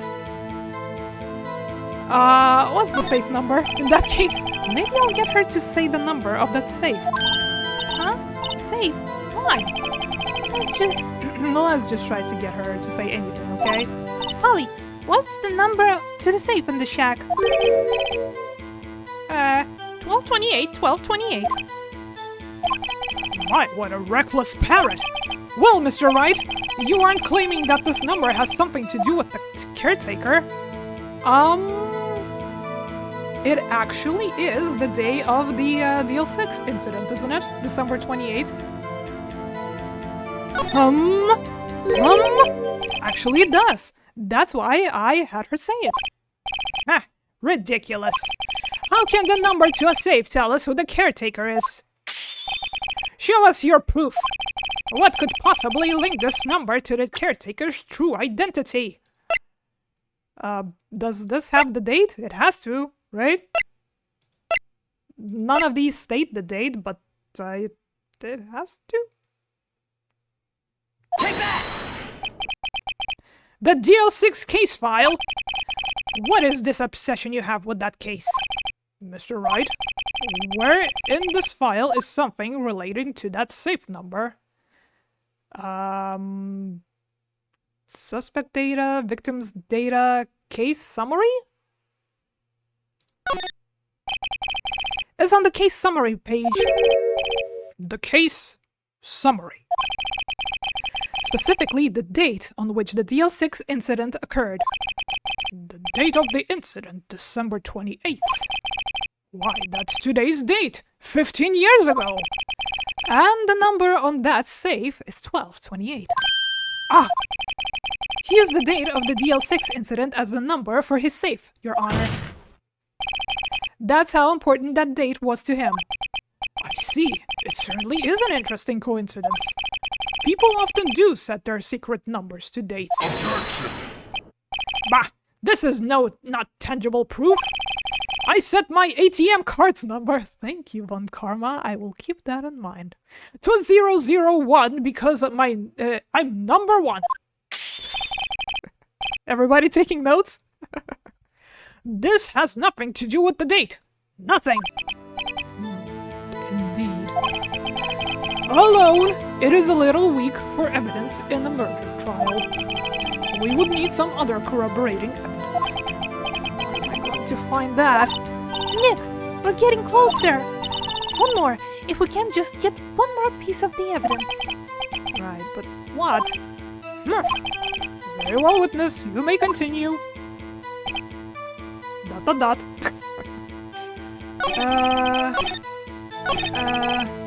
it! It's the name thing, isn't it? You just say, you just can't. You gotta get us to work with. Have we forgotten something?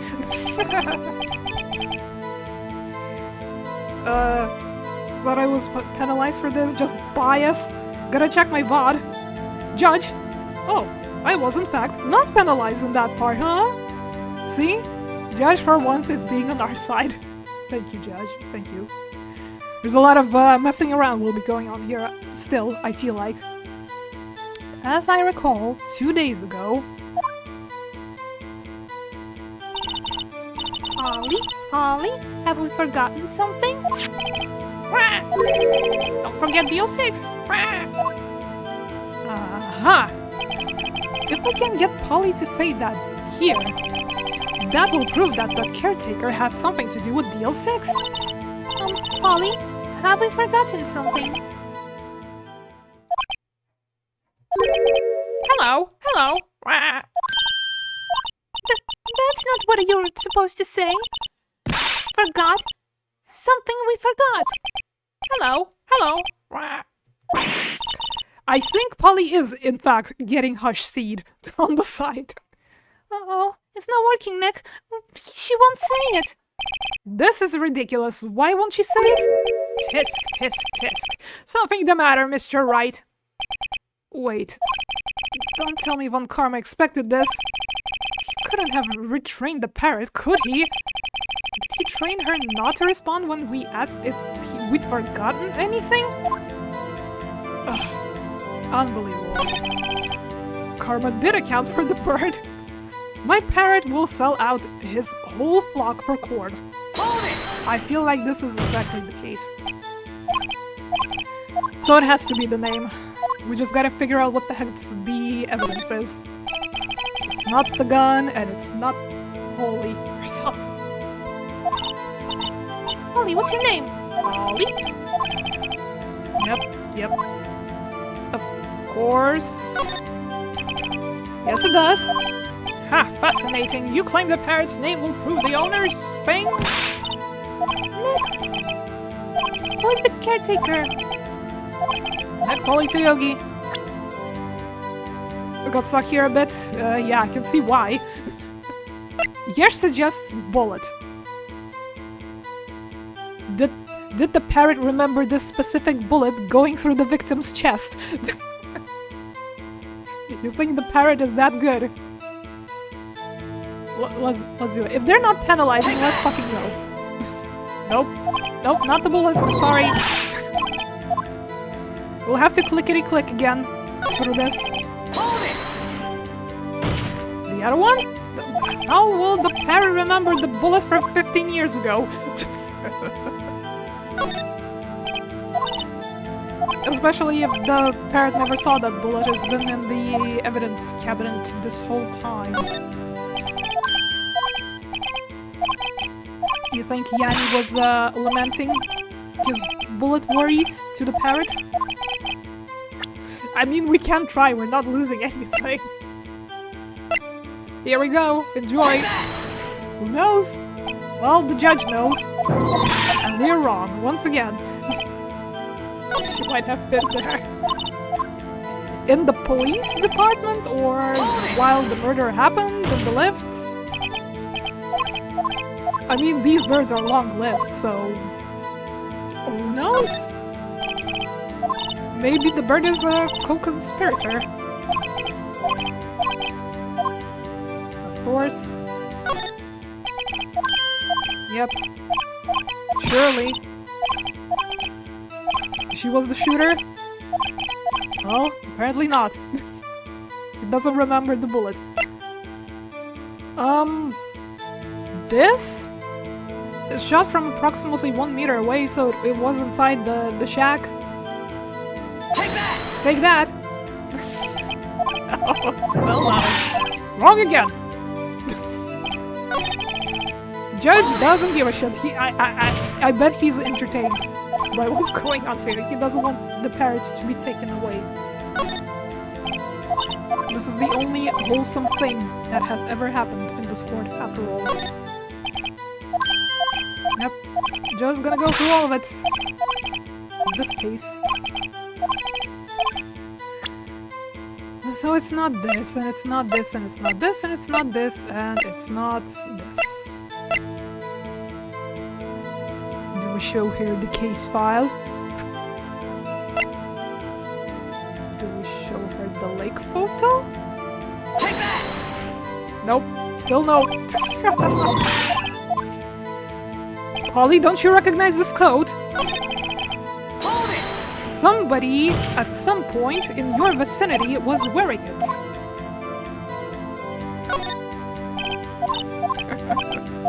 Yep. Oh my god, I'm so glad they're not docking us out for this. Yep. Do you remember Misty Face photo? Somehow, if you were there at some point. If this was penalized, we'd be dead. Yep. A long time ago. I'm surprised I lasted as long as I did until I failed in the end, lol. Yeah, that's actually how it's been going so far. We'd get as far as the very end. Well, the last time we didn't, but on the very last thing that we have to prove something. Guilty. So fingers crossed, maybe not this time. Not metal detector. Did we show her the case file? I don't remember. At this point. Do you recognize this overhead map of Wood Lake? No, you don't. That bird has never been outside of it other than today. I'm sure. The boathouse. I mean, of course. Just, Nick, just, you know, empty your whole inventory in front of the parrot and see if she reacts to anything. I think that might save us a bit of time. Of course! This is going well. Did we show the DL6 case file to her? I'm not sure it's going to accomplish anything. Take that! The DL6 case file? Again? That's quite a large file you have there. Oh, thank you. I grew it myself. Which page is the proof on? Then? Show us or stop wasting our time. Very well. Mr. Wright, please show us the page. Where is the file? In the information connected to this parrot's name. Case summary, victim data, suspect data. Suspect data?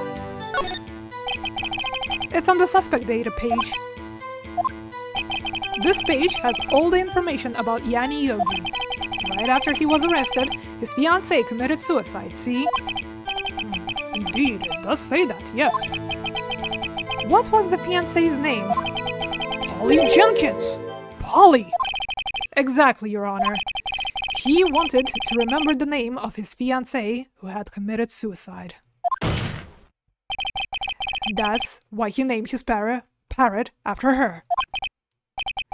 I see. I guess that is possible. Objection!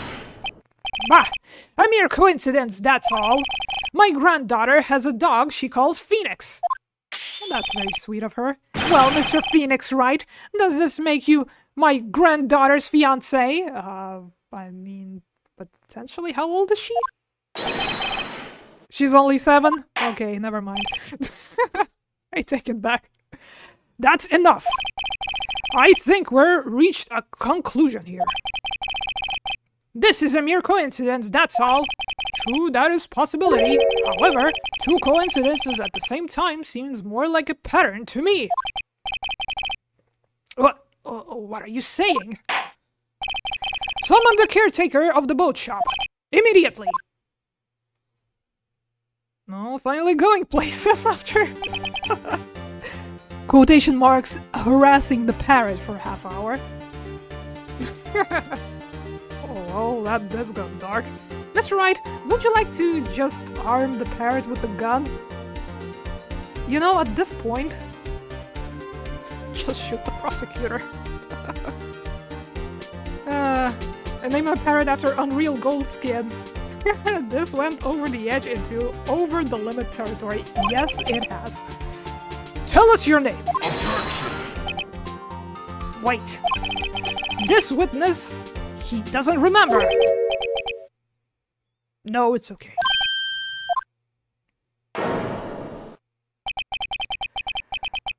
Okay, we've all straightened up now. Wide awake. I've accomplished what I wanted to do. I'm done. Nick, he looks totally different. This is the real Yogi, I think. Finally. He's been acting feeble to hide his true identity. Acting for 15 years. Well, let me ask you again.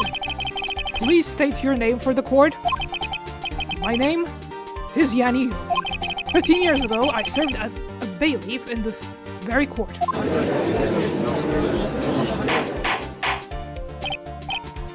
Order! Yanni Yogi! So, was it you who killed Robert Hammond? And tried to frame Miles Edgeworth for his death? Yes, it was me. I did it. They put me on the witness stand 15 years ago. Robert Hammond, he said I was mentally unsound. He told me it would make me innocent. Get me off the hook. So, I pretended to have brain damage. I was innocent, really, but he didn't believe me. I won the trial, but I lost everything. I lost my job, my fiancé, my social standings. Can we shut up with this fiancés already? Then this year, 15 years later, package arrived. It was a letter and a pistol. The plan was written out in careful detail. It was a plan for me to take my revenge on the people who ruined my life. I didn't care who had sent it. I thought this was my chance after 15 years. This was it.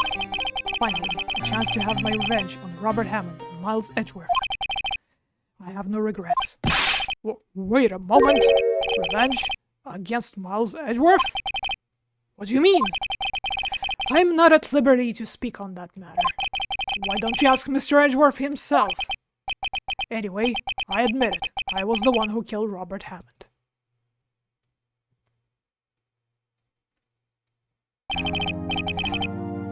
He did the One Punch Man thing. He's an HD now. That he did. Karma, where's Mr. Yogi? Under arrest, Your Honor. I saw no room for error in this confession. Then the defendant, Miles Edgeworth, is innocent, in this case at least. They're going to dig up the DL6 dirt now, aren't they? Well, we win. End of story. Thanks for coming, everyone. Very well. Will the defendant please take the stand? Hello, Edgeworth. There are a few mysteries left unsolved. Still, you are cleared of suspicion for this particular case. So I would like to pass judgment on the murder of Mr. Robert Hammond. Any objections? Wow, quiet for once. Enjoy the silence while you can. I don't believe it. Why isn't Von Karma saying anything? Very well. This court finds the defendant, Mr. Miles Edgeworth, not guilty.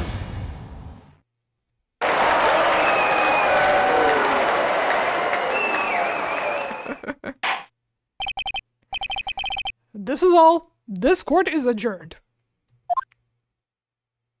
Or is it? Objection! Did someone just say objection? It wasn't Von Karma. Wait, but that means... No. Too soon, Natalia, too soon. Edgeworth, Your Honor, I object to your judgment. What do you mean? I'm not innocent at all. As we have heard, Yanni Yogi killed Robert Hammond in revenge. But revenge for what? Nick! Edgeworth is trying to confess. He's going to say he's guilty. He's going to tell them that he was the murderer in the DL6 incident. He's going to tell them he killed his own dad. Uh-oh, what do I do? Leave it to Edgeworth. Objection? Objection! The judgment has already been passed. I object to Edgeworth's outburst. Didn't something like this happen yesterday too? I believe a certain witness raised an objection after a guilty verdict was passed. That would be Larry. We must hear this new statement. We must hear Miles Edgeworth. He's right. We have a duty to hear Mr. Edgeworth out. I did leave it. Well, now you know the alternative. God. For 15 years, I had a recurring dream. A nightmare. It's only a nightmare. That's what I told myself. But now I know it wasn't a dream. Yanni Yogi wasn't the killer. You mean in the incident where your father died? From the distance of the shot, it wasn't suicide either. Everything was as clear as day. The murderer, the criminal in the DL6 incident, it was me. Your Honor, I confess my guilt. I'm guilty for DL6, the statute of limitation of which ends today. The culprit is me. In my restless dreams, I see that gun. Order! Order! This is certainly unexpected. The defendant, declared innocent, is confessing to a different crime. A crime for which the state of limitation runs out today. Statute. Sorry. I'm not really sure how I should deal with this. Bah! It's obvious. We hold a trial. Right here, right now. We tried this man for his crime of 15 years ago. I think I would like to take a 5-minute recess. During this time, I would consider the appropriate course of action to take. Court is adjourned. December 28th, 2:24 p.m. Defendant lobby number 2. I'm sorry, Wright. I've just wasted all of your effort. You sure did. Mr. Edgeworth, I just don't believe it, sir. I mean, you kill your dad. I didn't want to believe it myself, detective. But it's the truth. I deserve to be punished. Murder is murder, no matter what the circumstances. This is crazy! Just crazy! Nick, what are you doing? Huh? Oh, I was just reading through the court record once more. I'm getting my case ready. Case? For what?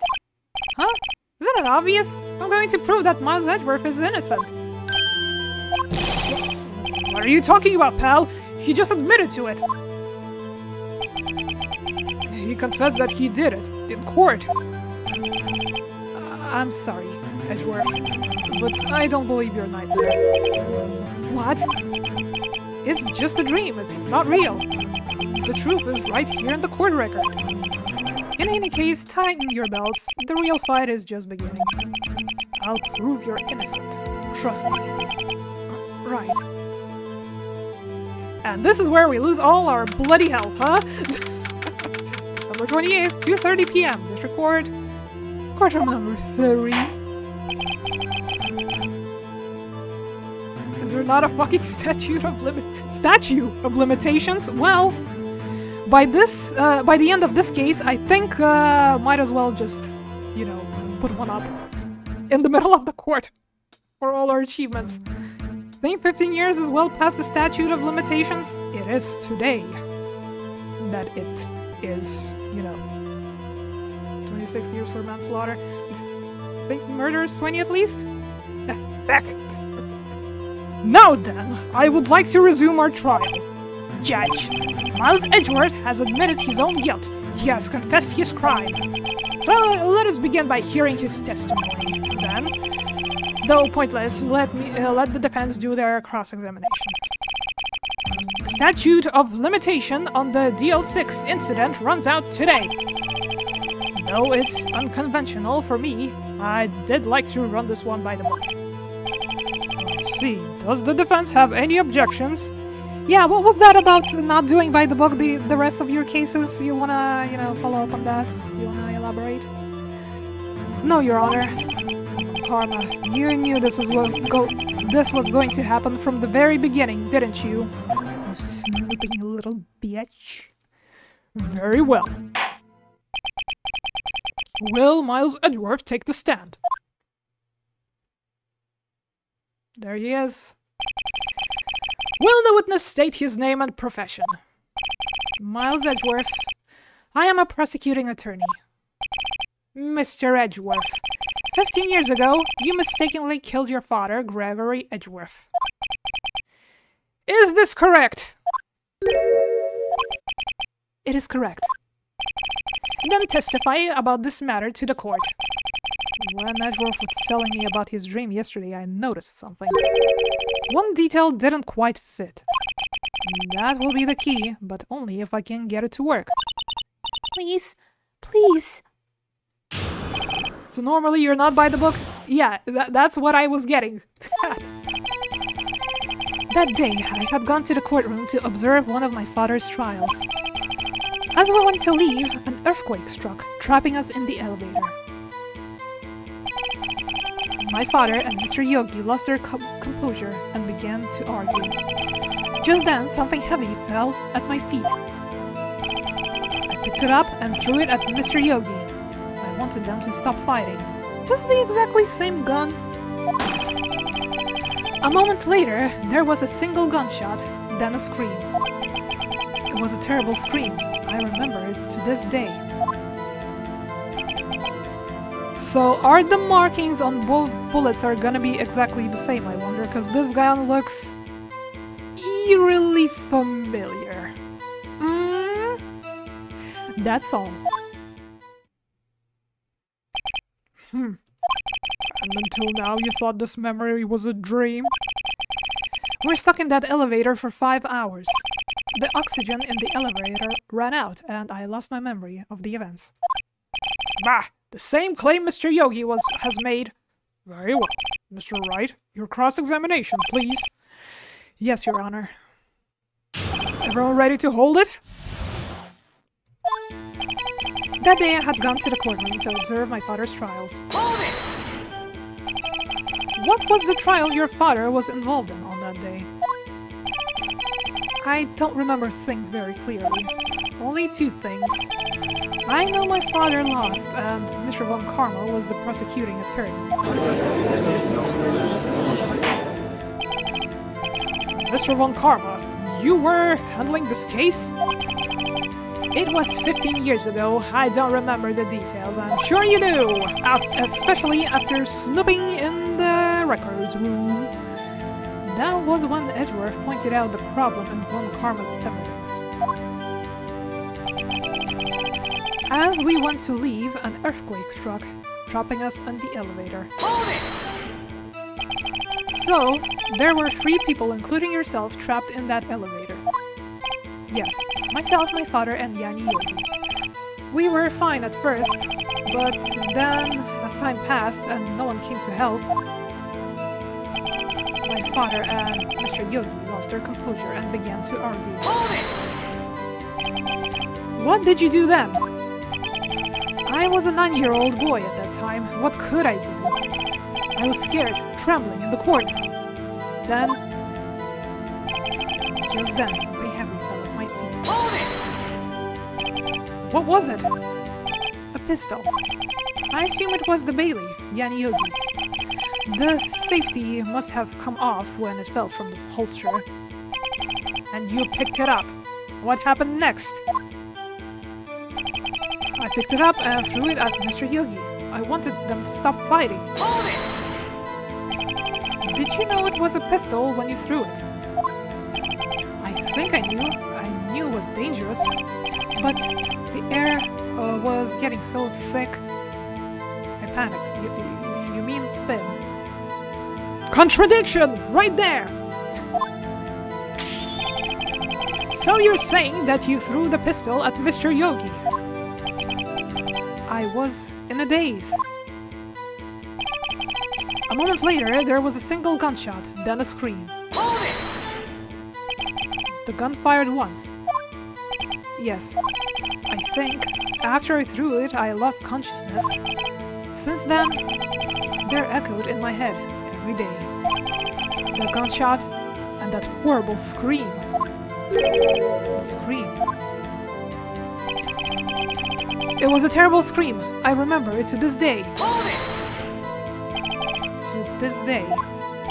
Yes, I can practically hear it now.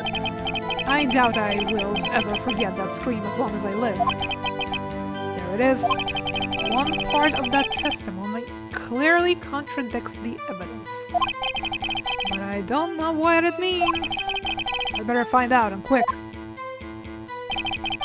So, you say it's the last one, huh? The scream. A single gunshot, then a scream. It was a terrible scream. I remember it to this day. Let's see what we got in here. Holly, you got anything else to add? We can check the file case. Let us see. I don't believe we've ever read through it, actually.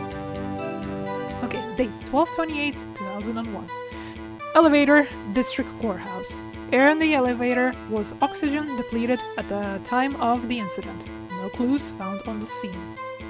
No clues, you say? Gregory Edgeworth, age 35, defense attorney, trapped in elevator returning from a lost trial with son. Miles Edgeworth, age 9. One bullet found in heart. The murder weapon was fired twice. Twice! Yanni Yogi, age 37, court bailiff, trapped in elevator with the Edgeworths. Memory loss due to oxygen deprivation. After his arrest, Beyonce Polly Jenkins committed suicide. The weapon fired twice. I guess this is what we're going to press on. Right? What was that? There was single gunshot. Single gunshot! Here we go! Writing on this. Objection! Are you sure you only heard one gunshot? Yes, I'm sure of that. I heard a shot and a scream. Then everything faded. I was unconscious until the rescuers came. I see. No, Your Honor, unfortunately, you don't!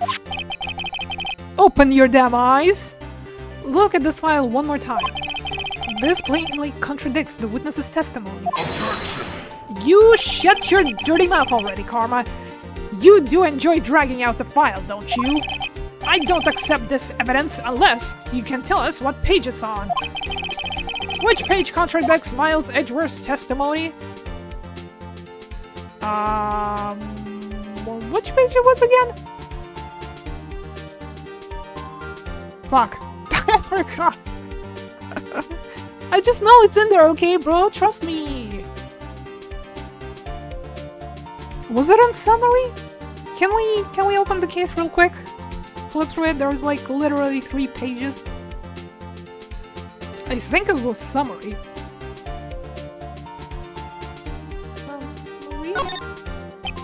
Tisk, tisk, tisk. Looks like your luck has just run out. Fuck you. This page has no contradiction now, I can see. Then the second one. Wait, there is a contradiction in the file. Then show us the right page. Even the grandchild could be...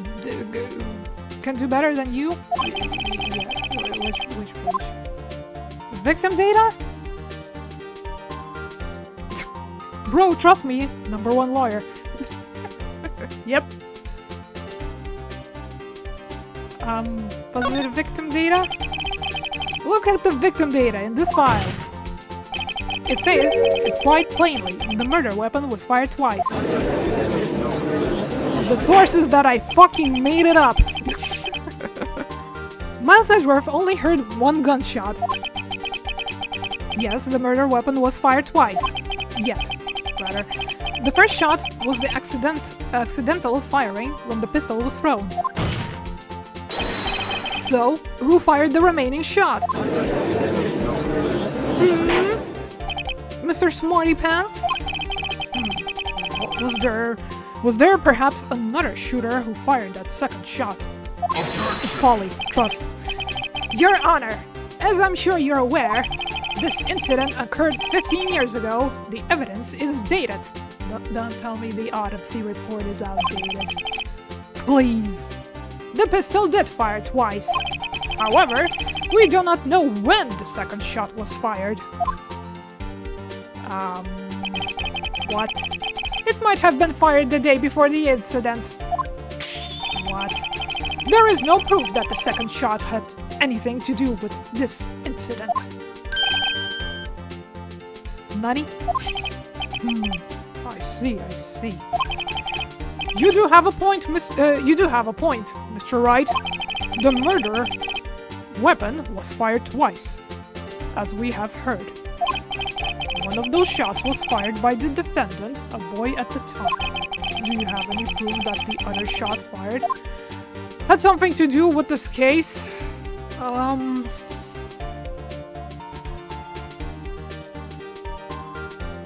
don't know. Where's the third option?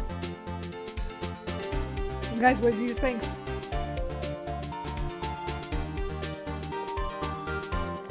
I mean, we have a singular bullet. That's about it.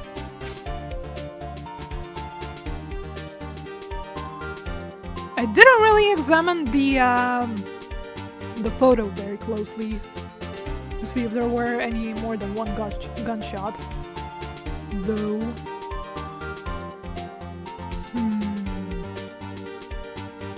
I think the game wants us to say yes, but I don't know what it is. Yeah? Your Honor, I think I will be able to show you the proof. I don't know what the proof is. What? Impossible! Now, Mr. Von Karma, save your surprise for after you've seen the evidence. Please surprise me as well. Very well, Mr. Wright, show us your proof. Do you have evidence that the second firing of the pistol is related to this incident? Both. Can I look at this? Well, there's... He was shot through the heart, correct? And there's blood from his mouth. And there's a bullet hole right here in the elevator. Take that. Bitch. Look at...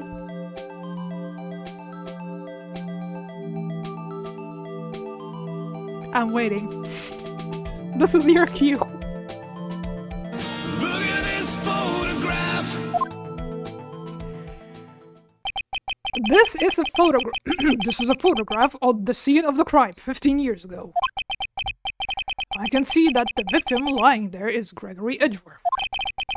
This proves the murder weapon was fired twice at the time of the incident. This photo proves it. So, let me get this straight. This photo proves the shots were fired. 2. Where? Judge, open your goddamn eyes. Your Honor, please, get a clue. Do you need me to grab a little laser pointer for you? I can't. Take that! As should be obvious, the contradiction is here. I see a bullet hole in the door. Your Honor, Gregory Edgeworth was killed by a shot from the pistol. Yet, there is also a bullet hole in the elevator door. We also know that the murder weapon was fired twice. Thus, someone other than Edgeworth fired the second shot. Order! Order! Mr. Wright, what are you driving at? It's simple, Your Honor. At the time of the incident, 2 shots were fired. One went into Gregory Edgeworth's heart. The other hit the elevator door. Remember that the defendant lost consciousness after the shot he fired rang out. The conclusion? We must agree that the second shot was fired by someone else. Mr. Wright, but who could have... who could that someone else be? The murderer, of course. I knew I should have stepped in before your wild fantasies got out of hand. Mr. Wright, look once more at the DL6 incident case file. Look closely. Try the case summary page. The case summary, that's on page 1. Look what is written there. Not a single clue was found on the case. Well, it's not my fault. Whoever investigated was bloody blind. If the pistol had indeed been fired 2 times, the other bullet would have been discovered on the scene. He does have a point. The second bullet has never been found. Why? Because the second bullet does not exist. The bullet that claimed Gregory Edgeworth's life was the one fired by his own son. That is the truth of this matter. The whole truth. It was undoubtedly something else that made that bullet hole in the door.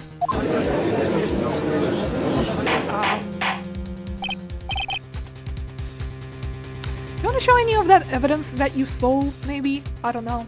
Order. I will have order! Mr. Wright has proven one thing to us quite clearly. The murder weapon has fired twice at the time of the incident. However, as Mr. Von Karma says, the second bullet fired was not found. It is highly unlikely that the police merely overlooked the second bullet. So, all we have is the single bullet fired. I'm afraid I have to discount the defense's claim. Tisk, tisk, tisk. I praise the judge for his wisdom in this matter. How did this happen? I don't believe that the second bullet didn't exist. Was I wrong? Have I been wrong about this whole incident? What are you doing, Nick? Why aren't you raising an objection? I'm sorry, Maya. What? It looks like I was wrong. If the second bullet wasn't there, then all my conjectures are for nothing. No. But you said you'd do it, Nick. You said you'd get Edgeworth declared innocent. Well, in the previous case, yeah. I'm sorry, it's just... When I saw the photograph, I thought that 2 shots had been fired. I was so certain of it.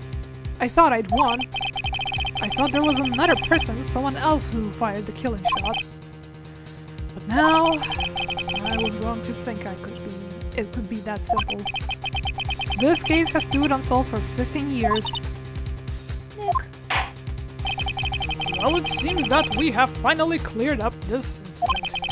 Only 1 bullet was found at the scene of the crime. That shot was fired by Miles Edgeworth. Precisely. I would like to ask one thing of Miles Edgeworth before passing my verdict.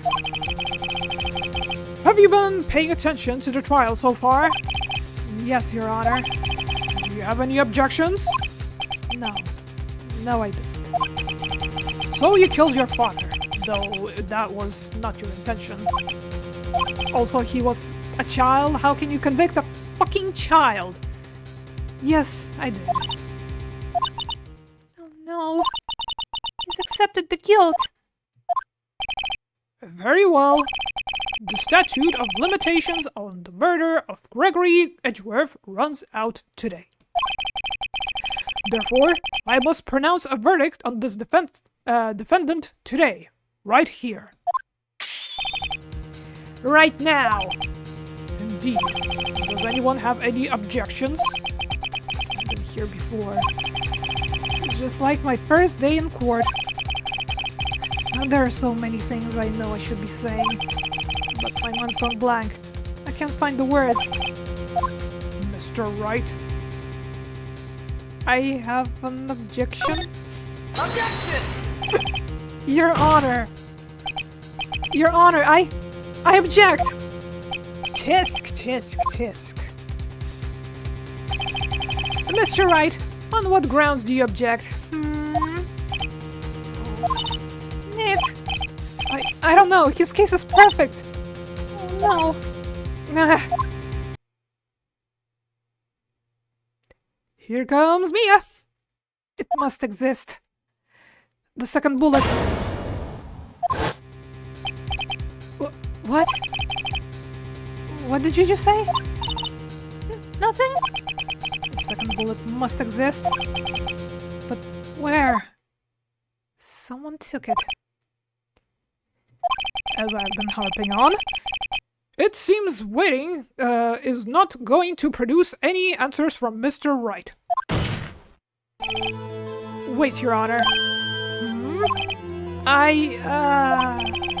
The second bullet, it existed!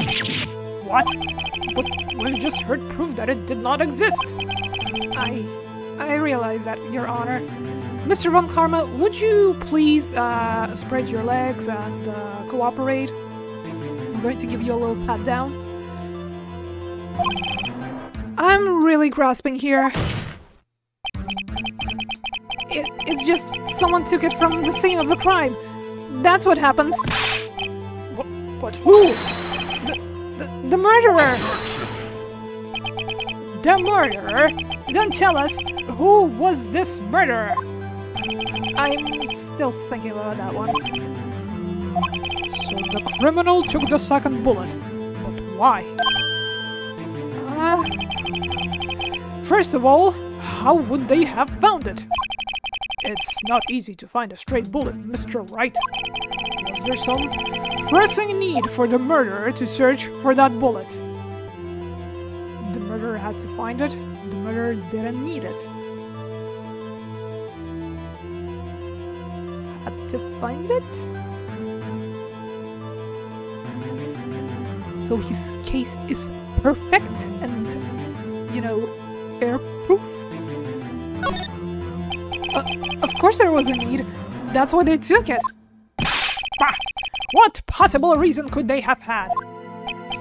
Well, the reason the murderer took the bullet away from the scene with them is... the bullet would be proved the murderer was cautious. I mean, both? He was cautious because the bullet would be proof?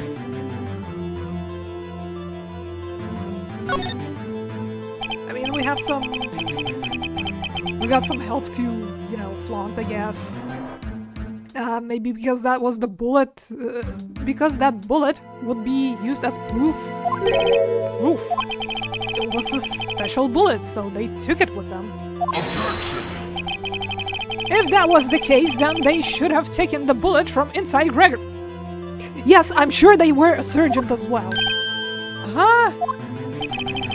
Why would they only take one of the 2 shots fired? Oh, right. Mr. Wright, have you really thought this through? I'm going to have to penalize. Fuck you. Oh, this isn't going so well. Was there some pressure? Blah, blah, blah, blah.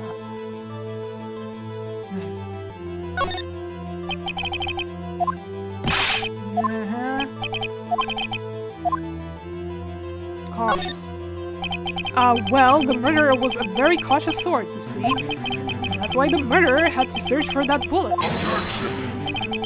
If that was the case, then they wouldn't have taken the bullet from its... Can you change your record? Okay, fine, then he didn't need the bullet. Fuck you.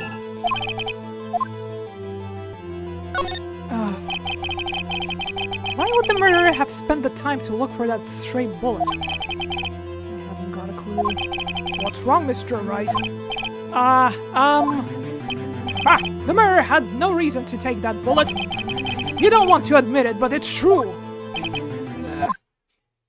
Had to take it. Had to take it. The murderer. What does that mean? You're thinking too normal. Think crazy. Don't think why the bullet was taken. Think why the bullet had to be taken. Mr. Wright? Yes, Your Honor. I have no idea what I'm doing. Well, the murderer had no intention of taking the bullet from the scene, but, the murderer had to take that bullet. Had to, Mr. Wright. What do you mean? Well, for instance... For instance, what? Maybe the bullet, hit the murderer? The bullet hit the murderer? Just saying, for instance. I mean, if it hit you, you would have to take it with you, wouldn't you? It's not like you could perform surgery right there. You see? At least Phoenix has some common sense. You know? Well, do you? Wait a second. I was just talking off the top of my head, but what if that's really what happened? Let me get this straight.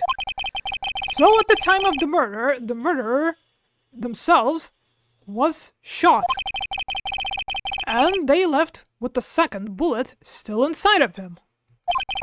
Thus leaving only one bullet at the scene of the crime? Yes, I guess that's how it would work, yes? But there's a problem with that. The other 2 people rescued from the elevator, Miles Edgeworth and Yanni Yogi, were both unharmed. That means there was another murderer. So that would mean the murderer came from outside, yes. Mr. Von Karma, would you kindly strip for the court? The 2 men fight inside the elevator. Trying to stop them, the boy picks up the pistol at his feet and throws it. The pistol discharges and the bullet The bullet goes through the elevator door and hits the murderer outside. The boy loses consciousness. Then, the murderer opens the elevator door and sees the man inside.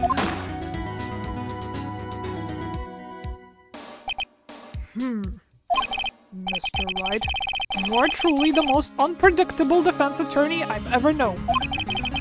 I can tell you're grasping, yet I cannot deny the possibility of what you said. Objection!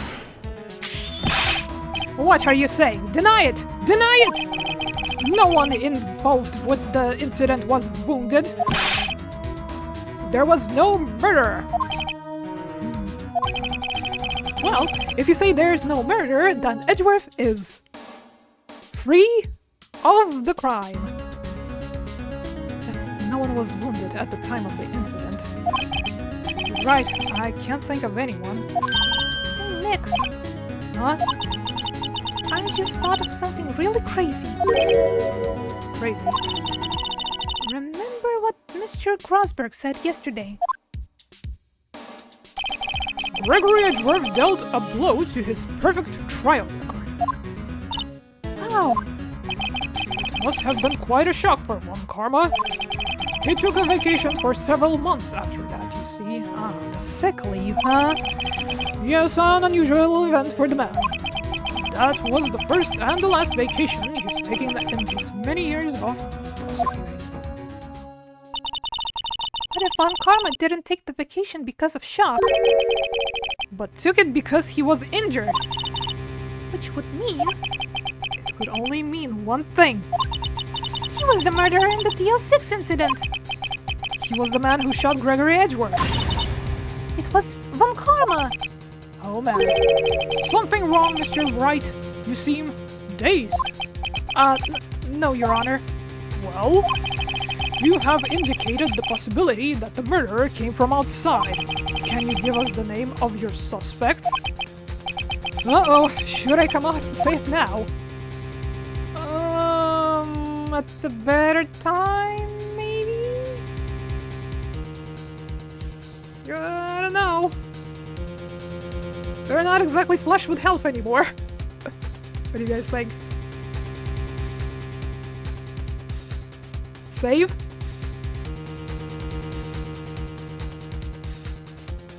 The gun fired, yes, but they say Miles fired it. But he threw it!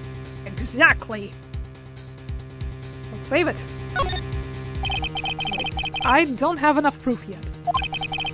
This is my trump card. I'd better save it for the right time. Mr. Wright, something the matter? I'm fine, Your Honor. Tisk, tisk, tisk. Shall we carry on with the trial then? That said, we have no farther to go. All that is left is the finish. Save the game? I can't save the game. Right now, can I? In other words, the verdict. What? Not yet.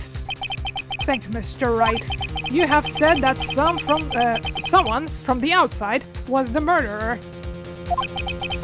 Yet you cannot suggest one as possible suspect, which means your conjecture is worthless. And will be rejected, of course. Nick! Now's not the time to be holding on to that trump card. The trial's almost over. Alright, I may not know what I'm doing, but here goes. Your Honor, there is a suspect.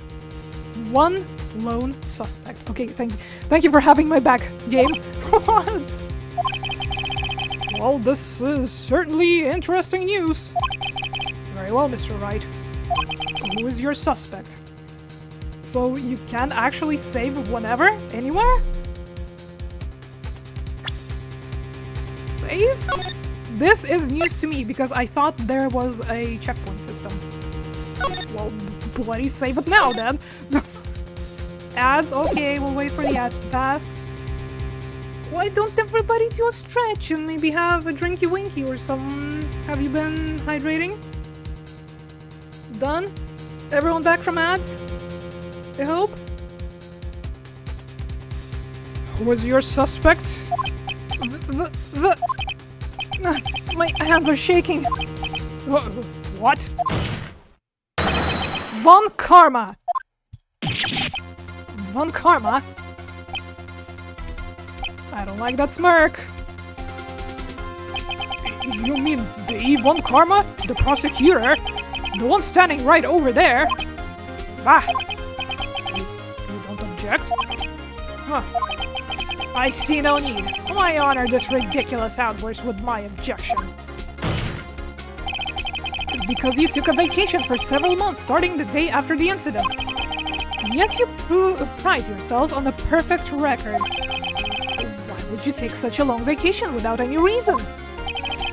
So you're claiming that I took a vacation to heal my injury from the incident. Fascinating. Prove it! I would have I would have needed surgery, no? Or did I go under the knife at Mr. Wright?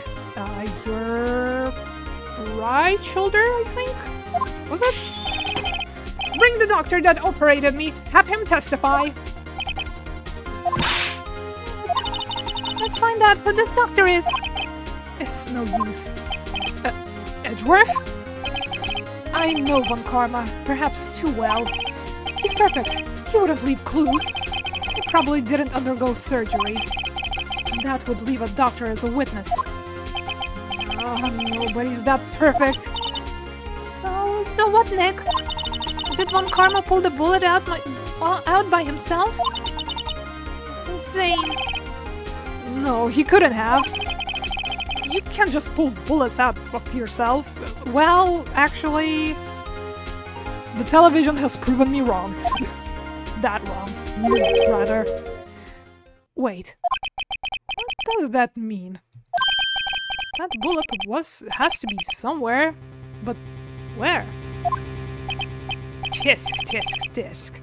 Well, Mr. Wright, can you produce evidence to prove that I was shot? Strip, bro.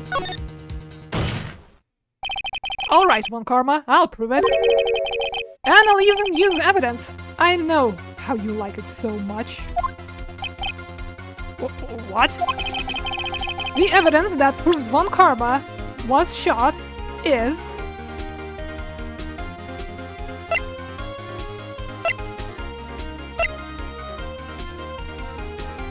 I mean, ballistic markings.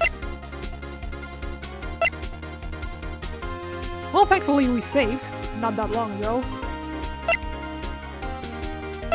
Is it the bullet or is it the gun? I wonder.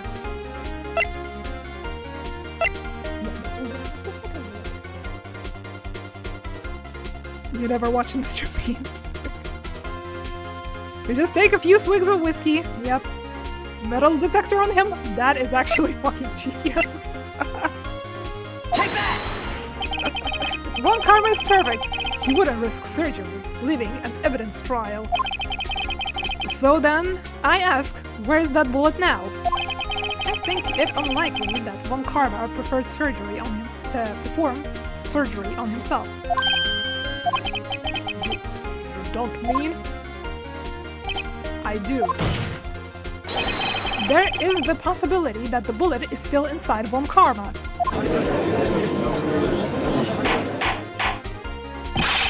Is that even possible? For all these years? Well, there's one way to find out. Take him through the TSA. We could use this metal detector. Well, Von Karma, I'm going to run this over you and see what we find. I refuse! You refuse? But refusing, this means... You acknowledge that the bullet is still inside you. Got him. Order! Order! Order! Your Honor, the defense requests that we be allowed to use the metal detector. Judge, I call for a suspension of this trial. This is an invasion of privacy. Objection! The statute of limitation runs out on this case today. It was you who said we had to end it right here, right now. Enough! I permit the use of the metal detector. Mr. Von Karma, you will submit yourself to testing.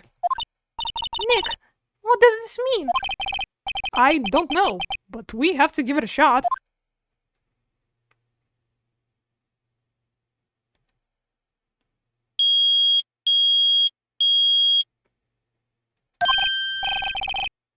It reacted. Something is inside his right shoulder. Gotta go have fun. Okay, have a lovely time, whatever you're having right now. Afternoon, evening, morning, perhaps. Thank you for dropping by. Thank you for the raid once again. And have a good one. We're going to play more of this on Thursday, so if you're inclined, join us then as well. Stay safe. The bullet! Mr. Von Karma? You. It was you! I was afraid this would happen. And so, I remained silent. Indeed, there is a bullet in my shoulder. However, it has nothing to do with this incident. What?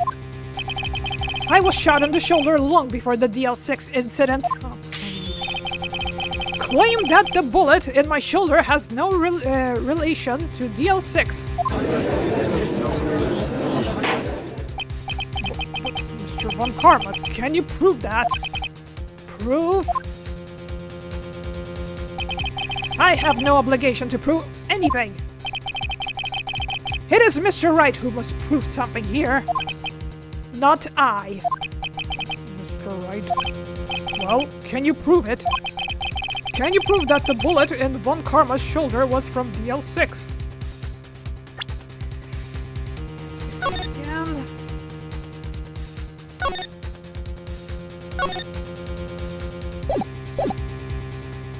I fucking hope so. Of course he can't.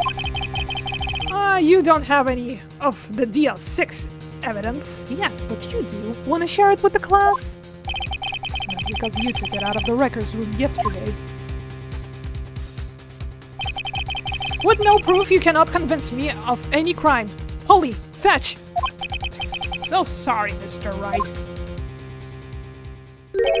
No, I'm not the one. I'm the one who's sorry, Mr. Von Karma. Oh, what?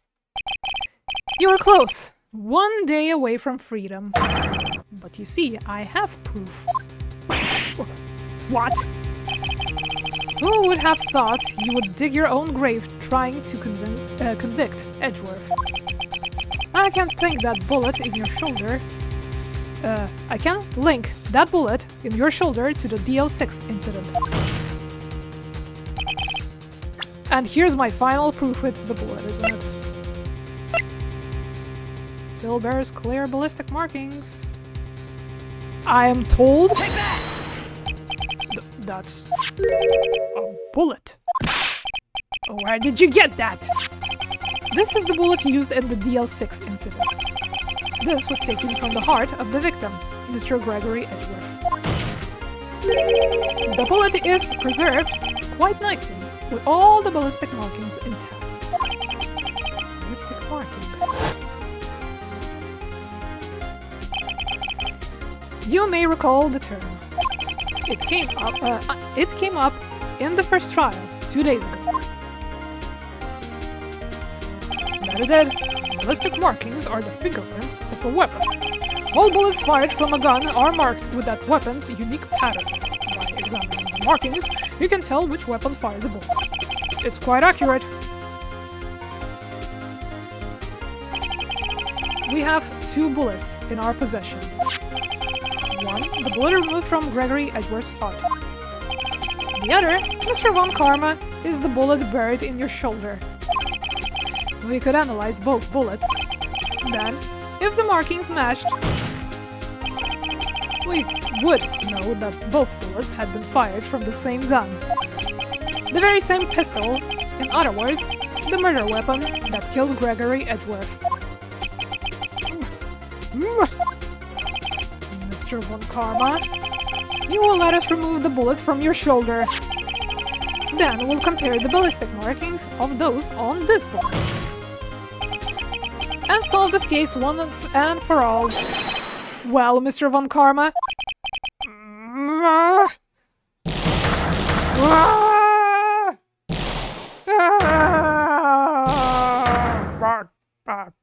Oh.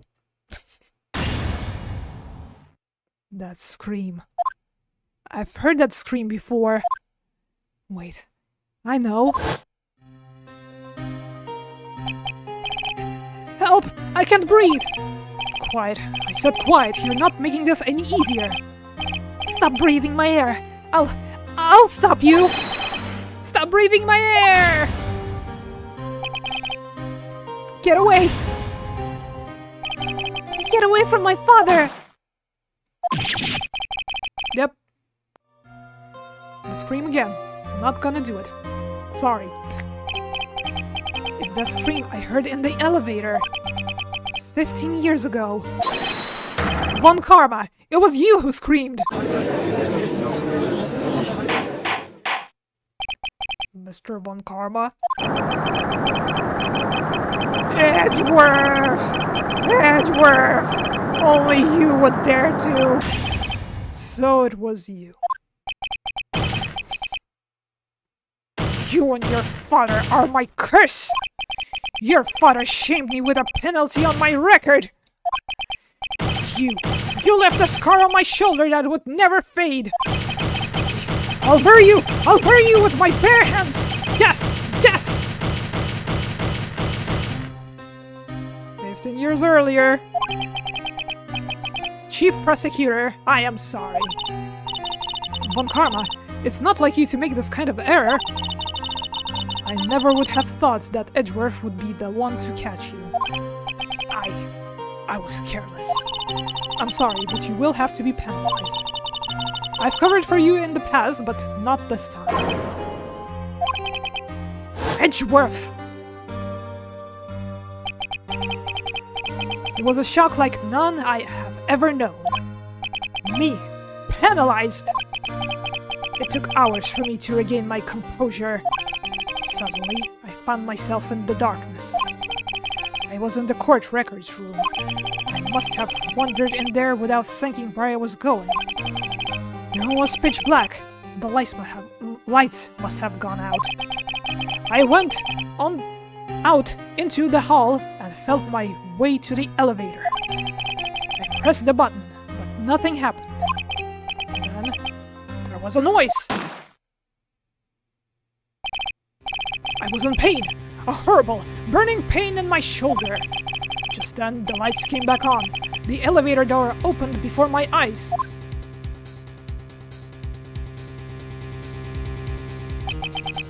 I saw 3 people inside, all lying unconscious from oxygen deprivation. Much to my surprise, a pistol lay at my feet. I knew then it was destiny.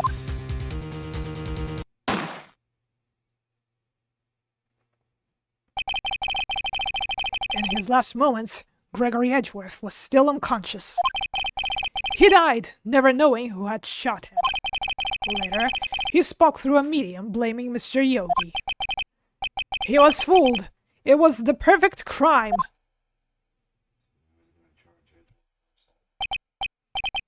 Tisk, tisk, tisk. Who would have thought another man would have come to open that elevator door? Judge! What are you doing? Do your job.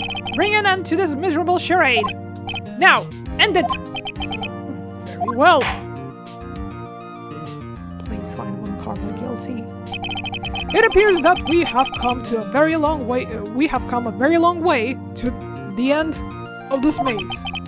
15 years later, Mr. Miles Edgeworth. Yes, Your Honor. You are innocent.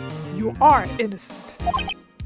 As you said, it was all a nightmare. Yes, Your Honor.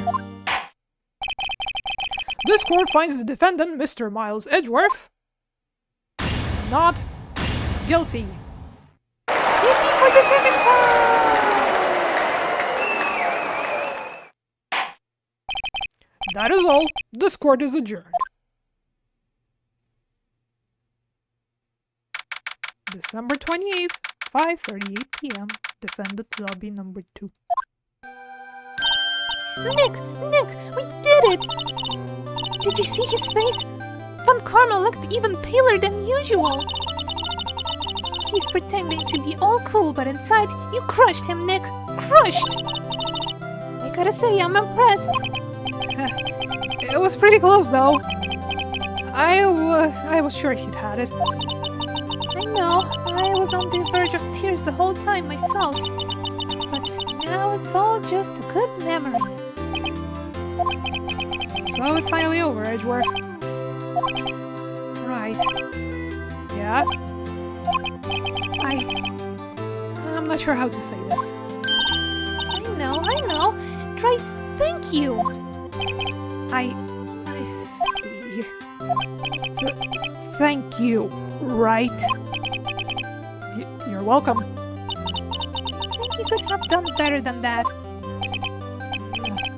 Sorry, I'm not good at this sort of thing. You got a lot to learn, Edgeworth. She's got you there. Woo! Amazing, pal! You pulled through just like I thought you would. I'll never forget this. I owe you one, pal. And tonight, let's party. Dinner's on me. Yeah, my salary went down a bit this month. But who cares? See, Mr. Edgeworth? You should take a lesson from Detective Gumshoe. That's how you say thank you.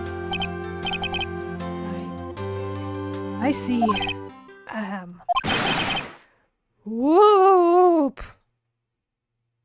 Good effort. I feel foolish. Don't worry. Take it a little at a time. You'll get used to it. It's been 15 years since I've seen Edgeworth this unguarded. Hey, y'all! Why are you still here? Lotta! You were great in there. Thank you. Yo, Edgeworth, congrats! Thank y'all very much. I knew you were innocent from the start, of course. Just look at you. You wouldn't stick your hand in the cookie jar even if no one was there. You were the witness on the first day of the trial, weren't you? Yeah, well, let bygones be bygones, eh? Speaking of which, what are you doing now, Lotta? Oh, me? Aw, I went back to college. I gave up trying to be an investigative photographer pretty quick. Really? That's too bad. Huh? Isn't that the hot dog guy from the park? Huh? It's over, Nick. My life is over. Why the sad face, Larry? What happened now? Is it Keonce? Oh, Nick. I'm not long for this world. You don't look sick. It's Keonce. She's going to live in Paris. Paris, Nick. She's leaving me behind. Paris again? Should have seen that coming. Yo, Edgy, there you are. Yes. Here I am. Congrats, Edgy. Here, a little gift from me in celebration. Celebration? That's unusual for you. Harry Butts, you come along tonight too. My treat, pal. Gumshoe, I think you still need your rent money. Huh? Thanks. Looking forward to it. Yo, Nick. That's the suit that questioned me. When he says treat, that's non-police talk for prison food, right? Right? I think you'll be fine, Larry. Right. Yeah, what's up? That envelope that Larry gave me, it's got money in it. Well, yeah, that's not that strange. People give money away to celebrate sometimes. It's $38, right? Huh. Not a real amount. I mean, it's not a little, but it's not a lot either. 38 exactly. Nick! Wasn't that exactly the same amount of lunch money that was stolen from Mr. Edgeworth in school? $38? No. No, Larry, it was you! What are you surprised about, Wright? Huh? Larry was absent that day from school, right?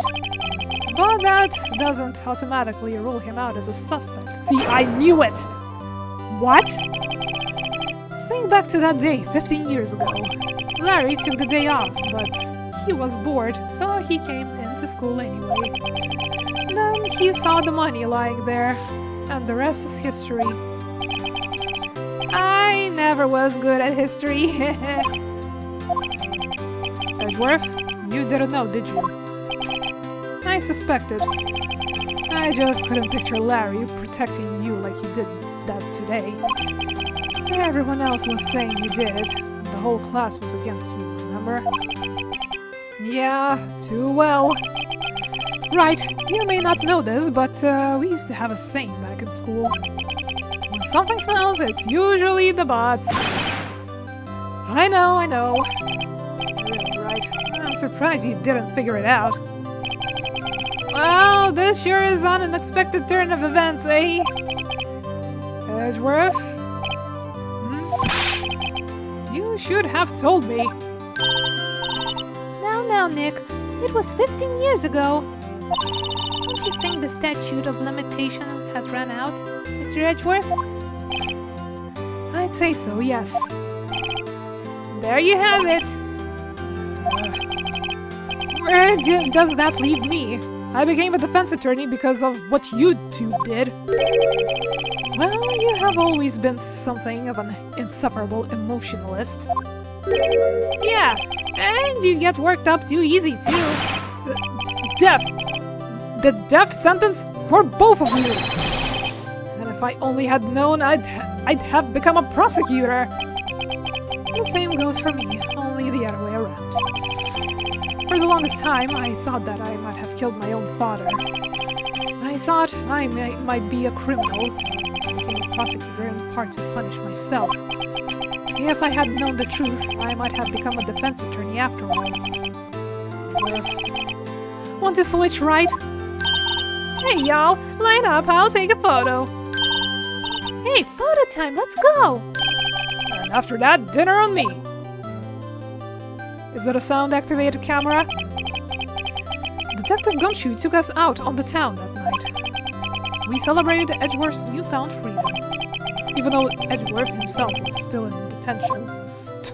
What? Why? Isn't he not guilty anymore? December 29th, 5 a.m., Wright and Co. law offices. It's pretty early.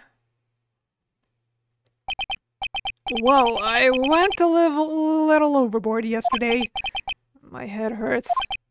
Huh? Still only 5 o'clock. Maybe I should go back to sleep. What's this? A letter? From Maya? Good morning, Nick. You were really impressive yesterday. Seeing you made me think about what I'm doing here. I'm a spirit medium, in training, of course. I wanted to help Mr. Edgeworth too. I wanted to help you, but I couldn't. I was useless. So I've decided to go back to my training. I'll become a full-fledged spirit medium for starters. I couldn't say it to your face, so I left this letter. Goodbye, Nick. Is Maya leaving us? Goodbye? What time is it?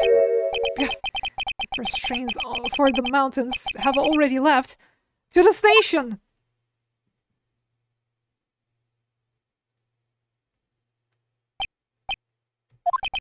I guess I'm too late.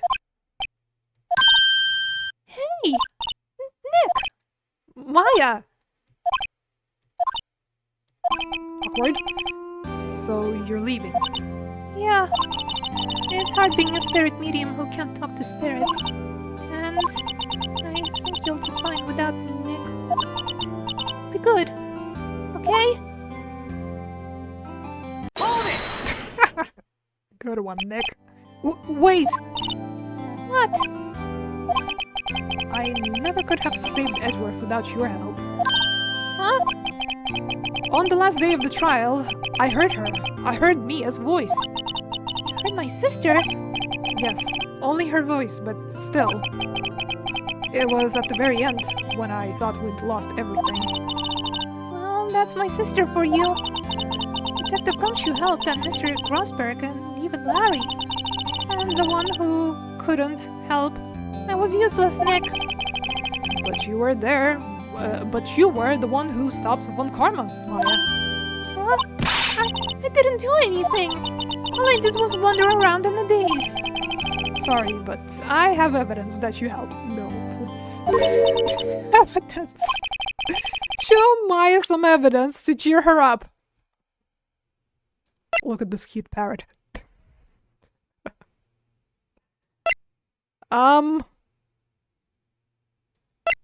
Well, you found the case file, for starters. Take that! Look at this photograph. It's probably in there somewhere. Huh? Sorry, Nick. I guess I don't understand. Uh-oh. Now that I think about it, I don't understand this evidence either. It's okay. You don't have to try and cheer me up. But one day, I'll come back and be useful, I promise. But you found the fucking file! So, this is it. See you soon. See you soon, Maya. See you soon, Nick. And she leaves. Thanks, Nick.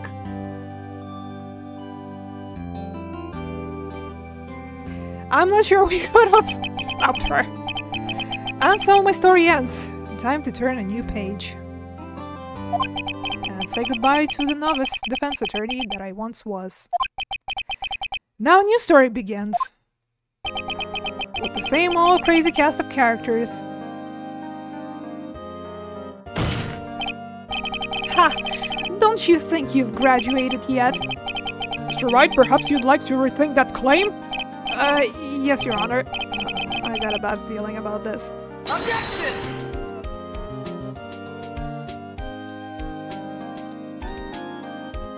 Aww, is this the end of the first game? Hey pal, Mr. Edgeworth came down to the precinct to wish me a happy new year. Talk about a pleasant surprise. Whoop, Detective Gumshoe. And then he hung his head low and went right back outside. Kind of like he was embarrassed of something. Strange, huh? Yep, looks like we finished the first one of the trilogy. Congrats, everybody! That would be my guess, at least, why these names are showing up here. Huh, Nick! Homie, I've been working at a cheese shop. That Missy's a nice lady, but she's not exactly what guy you're talking to first. Oh, she's in Hawaii right now, yeah. Yep, you found another one. Congrats, Larry. Mazel tov and all that.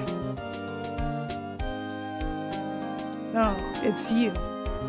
Oh, right? Yeah, I remember him. I hear he's been busy. You know, not to ring my own bell, but I sort of taught him. I'm sure he's grateful.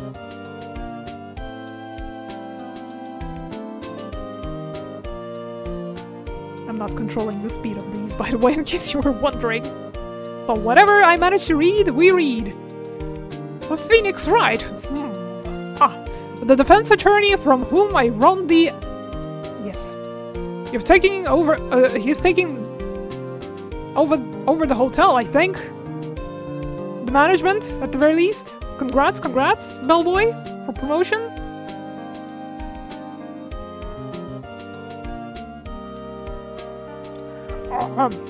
Oh, it's you. Phoenix Wright? Ah, yes, Mia's understudy, was he not? I wonder how he's doing. Haven't seen him of late. Ah, the days of my youth, like the scent of fresh lemon, you see. Really loves the fresh lemon. Who else will we see? Anyone who we found guilty, perhaps? Oh, hello, you're still alive. Phoenix Wright! Is he an actor? Well, I'm not buying it. You can't be a star with a name like Phoenix. Did you know that... Yep, there she goes again on the tangent. And she's foaming at the mouth yet again. Good old bag. I'm pleased to announce the Pink Princess. Yep, sure, owe that Mr. Wright a great deal. Oh, and I'm keeping my face off the public eye till the show's over. We don't want him to ruin the kids' dreams, you know? Okay, thanks, Ryuji. Next, please. It's interesting because I thought there were still a couple of cases left. As a matter of fact, I thought we're about halfway through the game, so I'm a bit confused. It sounds like he caught a cold standing under the waterfall. I wanted to visit but didn't have time, so I sent him some Pink Princess trading cards. She says she can't buy them where she is. Yep, okay. Damn it, Maya. Can you at least not catch a cold without us around?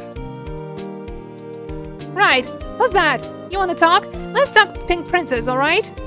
But, you know, I snuck into the studio the other day, and I saw her. The one inside the Pink Princess suit. Ah, what a dog. It was kind of shock from a boy of my teenage age. Okay.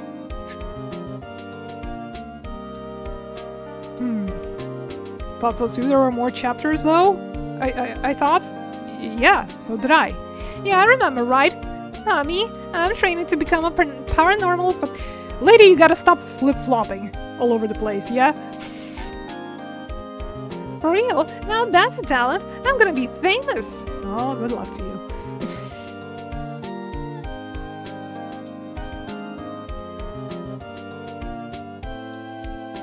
Executive producer Shinji Mikami. Aww. Well, at least Mia joined us for a photo op. Victory!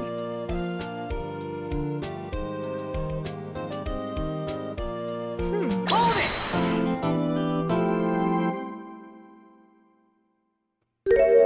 A brand new episode has been unlocked. Episode 5, Rise from the Ashes. So is it the next game then? I wonder. I'll have to look into it. Because I'm pretty sure there was more in Phoenix Wright Ace Attorney, not the next one. Yeah, I have no clue, really. I see 2 chapters in the list. 2 more chapters in this one. Okay then. Then we are not as done as we thought. Thank you for the bait and switch, game. Save your progress up to this point? Yes, please. And it was very useful information that we can actually save in the middle of the ongoing case. Thanks to our dear audience viewers. Well, let's see. What's the hook? Right?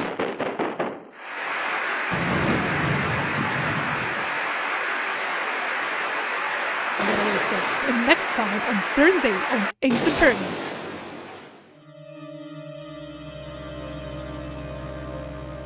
It's animated this time. Gasp!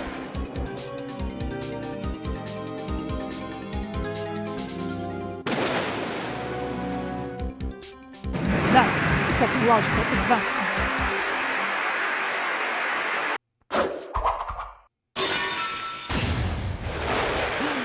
Is that the police mascot? What's going on?